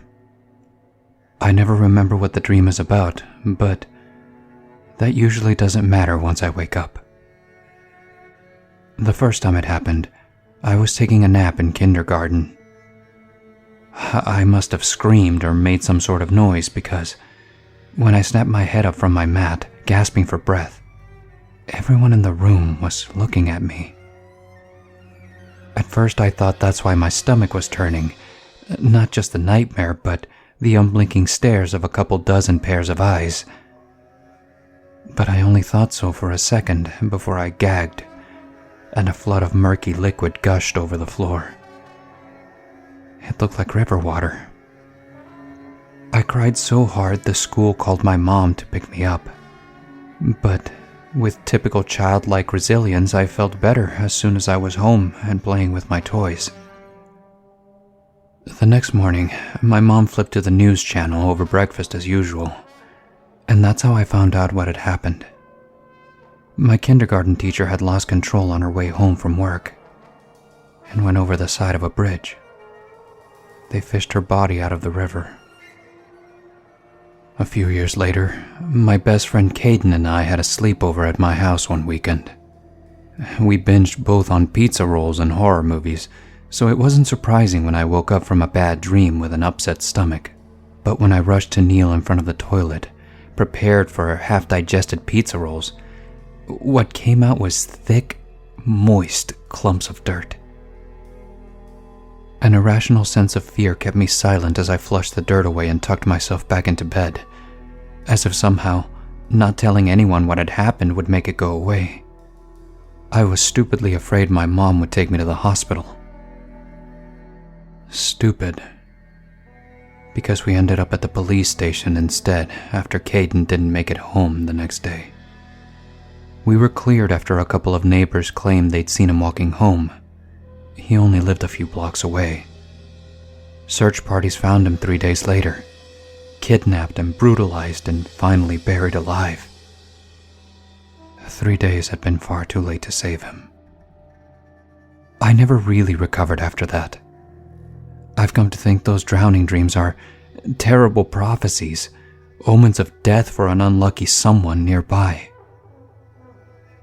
This one has been the first in 20 years. And as I stare into the basin, I hope it's me, and not my sleeping wife or son. I hope it's me, because this time I'm staring into fresh red blood and, at the bottom of the basin, 4 misshapen bullets. This is a story I don't often tell, but it happened in the worst possible time. It was the period when I lost my boyfriend because of a car crash. After the crash, I told myself I would never take another taxi or Uber again, being this is how he was killed. Though this night I really needed it. It was a very important meeting at my job. Since it was still daylight, the time was 6 p.m., I needed to hurry because I was always late, and this time I couldn't be late because of some officials that were coming in the office. I called up an Uber and told them to meet me up the block because I figured if I ran up the block, I'd be closer and the drive would be shorter. I was wrong. I saw the Uber approach and I hopped in. I said hello and they said hello back, but I didn't think anything of it because he seemed pretty chill. But now that I looked at it, this must have been a cover-up of some sort. I'd reply back a second later with a hello and a slight hand gesture. Nothing too crazy, just a wave. It was now a few minutes into the ride, and this is when I should have noticed the red flags, but I guess in this state I was such an idiot. He started taking the long way, which was weird because we could have gone the shorter way and it would have been a $15 ride. I'd asked, hey, why didn't you just take the short way?" It was a long pause in between, but a few seconds later, he said, "Oh, the road was cut off. Yeah, the road was cut off."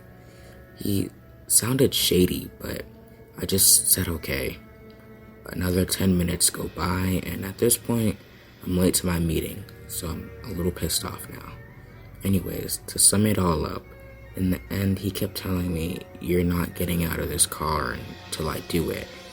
So I had to bash him in the head and run to the nearest gas station, which, lucky for me, wasn't too far away. Agents of Night, written and narrated by Mia Mina. I woke to the screaming of a woman in my face, only there was no woman in my face.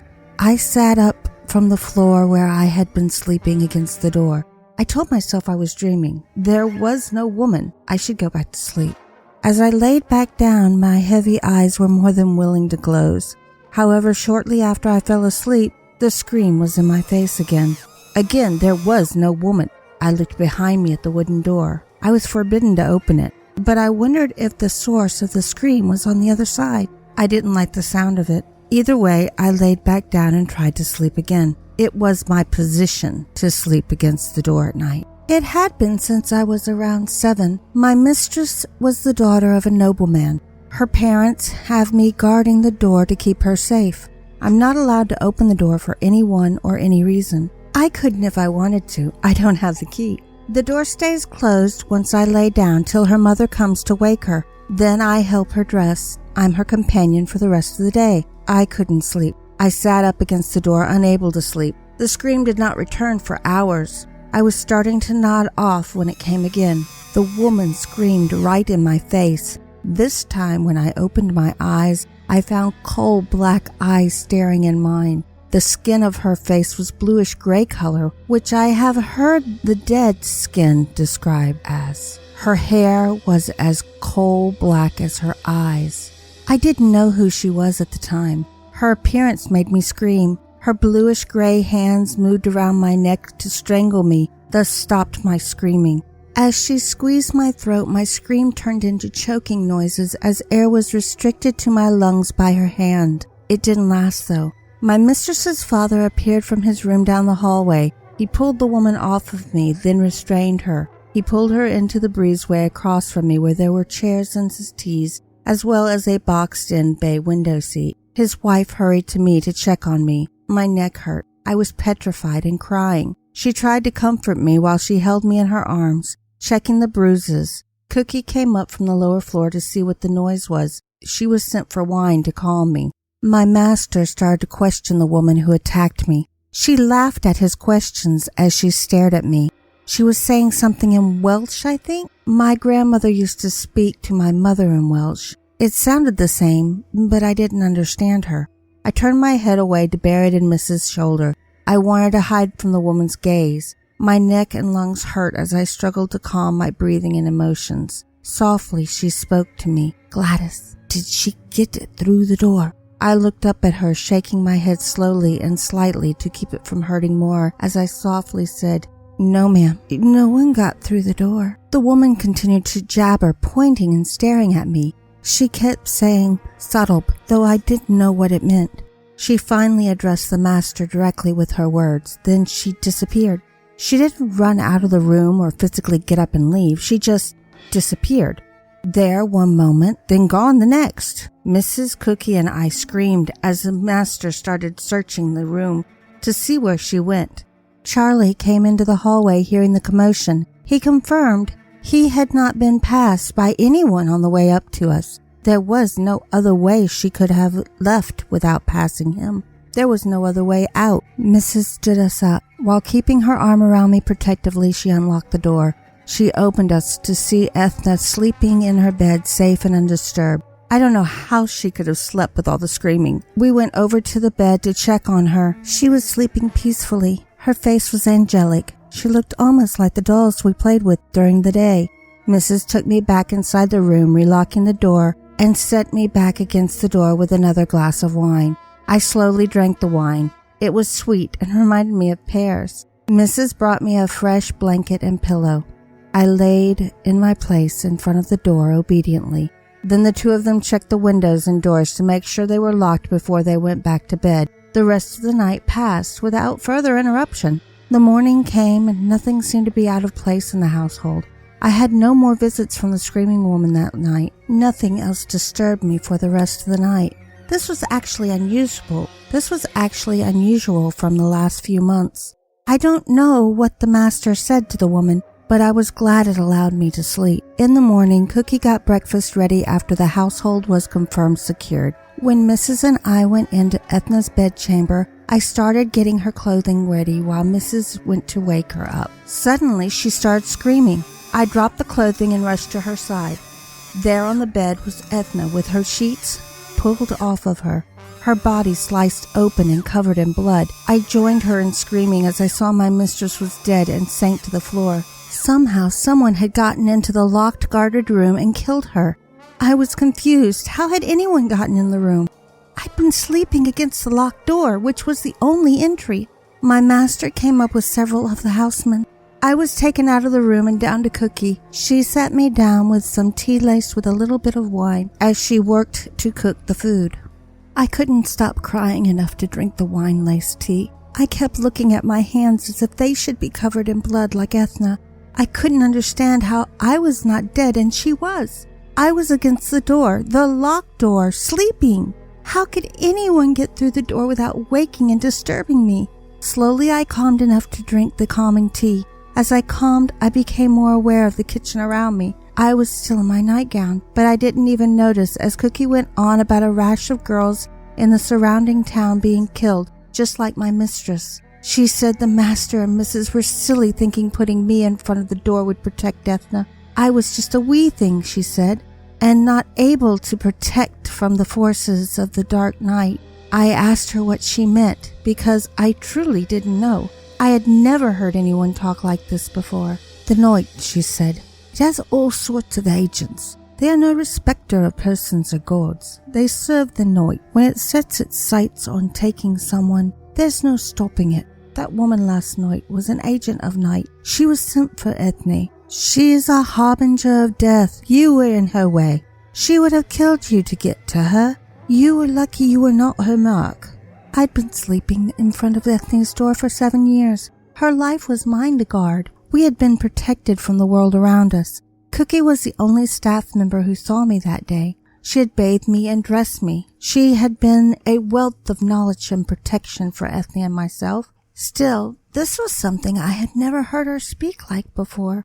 I was curious and scared of what she was saying, but still I said, "How do you know?" "'Cause of what she was saying. Don't you know you're Welsh, child? She was cursing the master and missus for keeping her from Miss Ethne," Cookie said as I felt my blood turn cold. "She was wanted for sacrifice. They said she was the one born for it. You weren't power enough to keep her safe from them much longer. She promised if Miss Ethne wasn't pure, they'd be back for you." "Pure? Ethne is the sweetest, most wonderful and good," I said before I started crying again. I was unable to finish what I was saying as I reminded myself Ethne was dead. Cookie refilled my teacup before putting her arm around me, trying to comfort me. I leaned into her as I cried. It wasn't long before the missus came in and saw me crying. She sat next to me, pulling me into her comforting arms. This freed Cookie to go back to work fixing the morning meal. I cried in Mrs.'s arms for a while. Ethne was my mistress, but we had wonderful times together. She had been more of a sister than a mistress. The household knew I was her guard. I was there to keep her from danger. Though I was shorter and more petite than Ethne, Master had me learning how to protect her a few hours a day for the last 2 years. Still, I felt I had let her down. I felt something I did cause her death. Was it because I had slept? Was it because I had the master talk to the screaming woman? I babbled as I cried. Mrs. kept telling me I was wrong, assuring me no one blamed me for anything that had happened. Once I calmed some, Mrs. led me upstairs to Ethne's chamber to dress me. I didn't want to go into the room. I stood in the doorway looking in as tears continued to trace down my face. Ethne was still on the bed, but the missus insisted they couldn't have me in my nightdress when the officials came. She had to pull me into the room to the dressing area where Ethne and my clothing was. So I was dressed while I kept glancing at Ethne's body. I was blaming myself mentally for every wound I could see. Cookie's words rang in my ears. Someone was killing the noble girls in the town just like Ethne was killed. She said it was the agents of night. As we finally moved out of the room, I looked at Mrs. saying, "Ma'am, may I ask something?" "Yes, Gladys. You know you may ask anything. You know that, child." "What are the agents of night?" She sighed as she pulled me onto the settee in the breezeway across from the room where the woman was pulled the night before. Looking into my eyes, she said, "Don't be listening to Cookie's stories. There are no agents of night. These murders are being done by a group of people who will be caught. The town officials will catch them. They will be punished." "I don't understand, Mrs." I said, confused. "You've been shielded from a lot of things. We wanted to keep Ethne and you safe. We didn't want you girls to know. There are people in this world who are of the worst kind of people. There's no need for you to worry. We will protect you," she said, changing into her mothering tone. "Now we need to get you fed. When the constable gets here, he will have questions for all of us.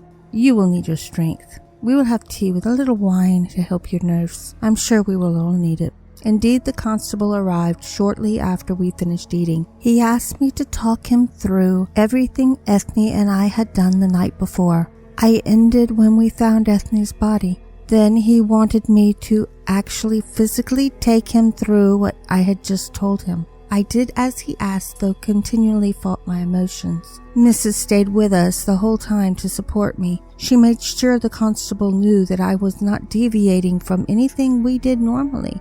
He was very interested in what I had to say about the screaming woman. When I told him the woman just disappeared into the air, he looked to the missus with a suspicious look. She assured him that was what happened. He looked at both of us with an unbelieving look, surely thinking we were being superstitious or imaginative, hysterical females. Master came into the breezeway at that time. I was so happy to see him. I moved closer to Mrs. as he joined us. We all sat there in the seating as Master answered the questions, assuring the constable the woman had disappeared into the air, just as we had said. The constable kept looking at me while his men went in with the doctor to check Ethne's body and condition. The doctor called him over while I fought crying again. I didn't want to let the officials see me cry. I felt they were desecrating her as they inspected her dead body. I watched with the missus as he called over the master. I tried to understand what they were saying, but I couldn't as I hid in her skirt, sobbing. Suddenly the missus put her arm around me tightly. She kissed me on the head as she held me. I didn't know what she had heard. Her cries were new and soft as she held me. It was like I was the only thing she had to live for now. The master was arguing with them as the men spoke. They became louder and more animated as they moved towards us. Master insisted Ethne was pure. That was what Cookie had said. I didn't know exactly what that meant until I heard the doctor say that Ethne had been violated during the attack, either before or after she was sliced open. They could not be sure, but she was like the other girls in town before. The constable, doctor, and the other officials took her body with them. I tried to fight to keep her in her room. I didn't want to be separated from her. I didn't want them to take her away. They said there would be a more thorough exam at the morgue, more desecration of her body in my mind. I was sure the constable thought I had something to do with what happened. He kept looking at me as he talked to his officers. I was afraid of what was going to happen to me. I felt if the constable had his way, he would be taking me with him for more interrogation. After all, how could I have slept while my mistress was violated and sliced up? She had to have cried out and screamed. I didn't react. How didn't I hear her? I wish I knew the answer myself. I was the door guard. I was unharmed and undisturbed while she was killed. They couldn't understand the master and Mrs. defense of me either.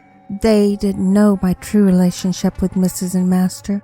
If they were going to tell them, I wasn't either. All had been told I was a foundling child my Master and Mrs. had taken in to be a companion and guard for Ethne.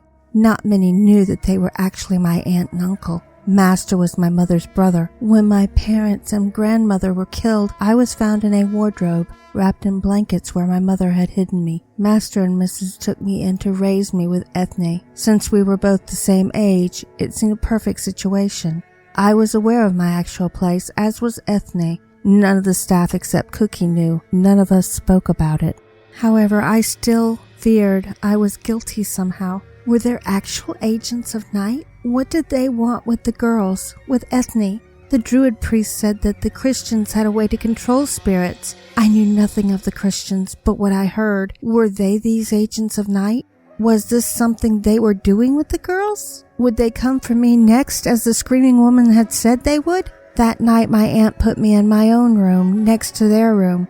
The room had no windows and only one door. 2 of the housemen were set to watch the door. I woke up again after midnight prayers to a woman screaming.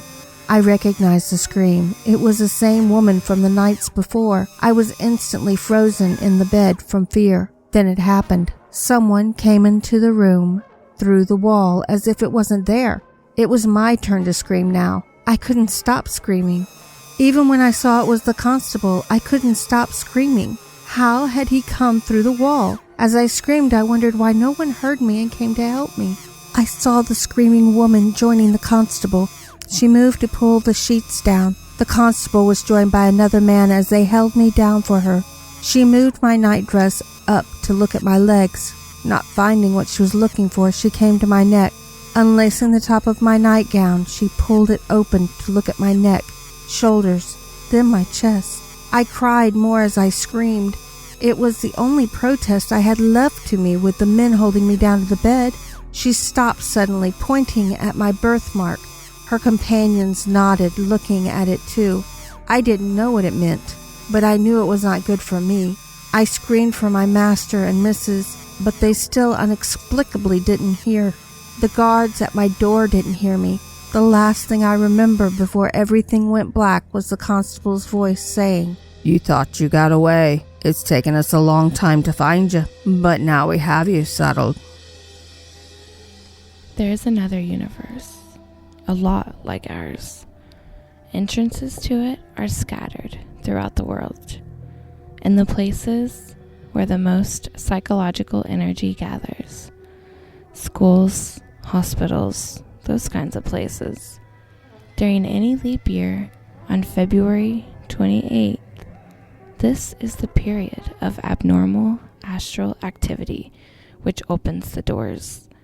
At exactly midnight, the minute between the 28th and the 29th, if you're lucky or unlucky enough to be by one of these doors, it will open and beckon you. In this other universe, things are mostly the same, except all love and hate relationships are reversed. Your worst enemy is your lover. Your best friend is out to kill you. Those kinds of things. It's a nice head trip, a good escape from this reality. Have fun, but remember, if you enter, you are stuck there until next leap year.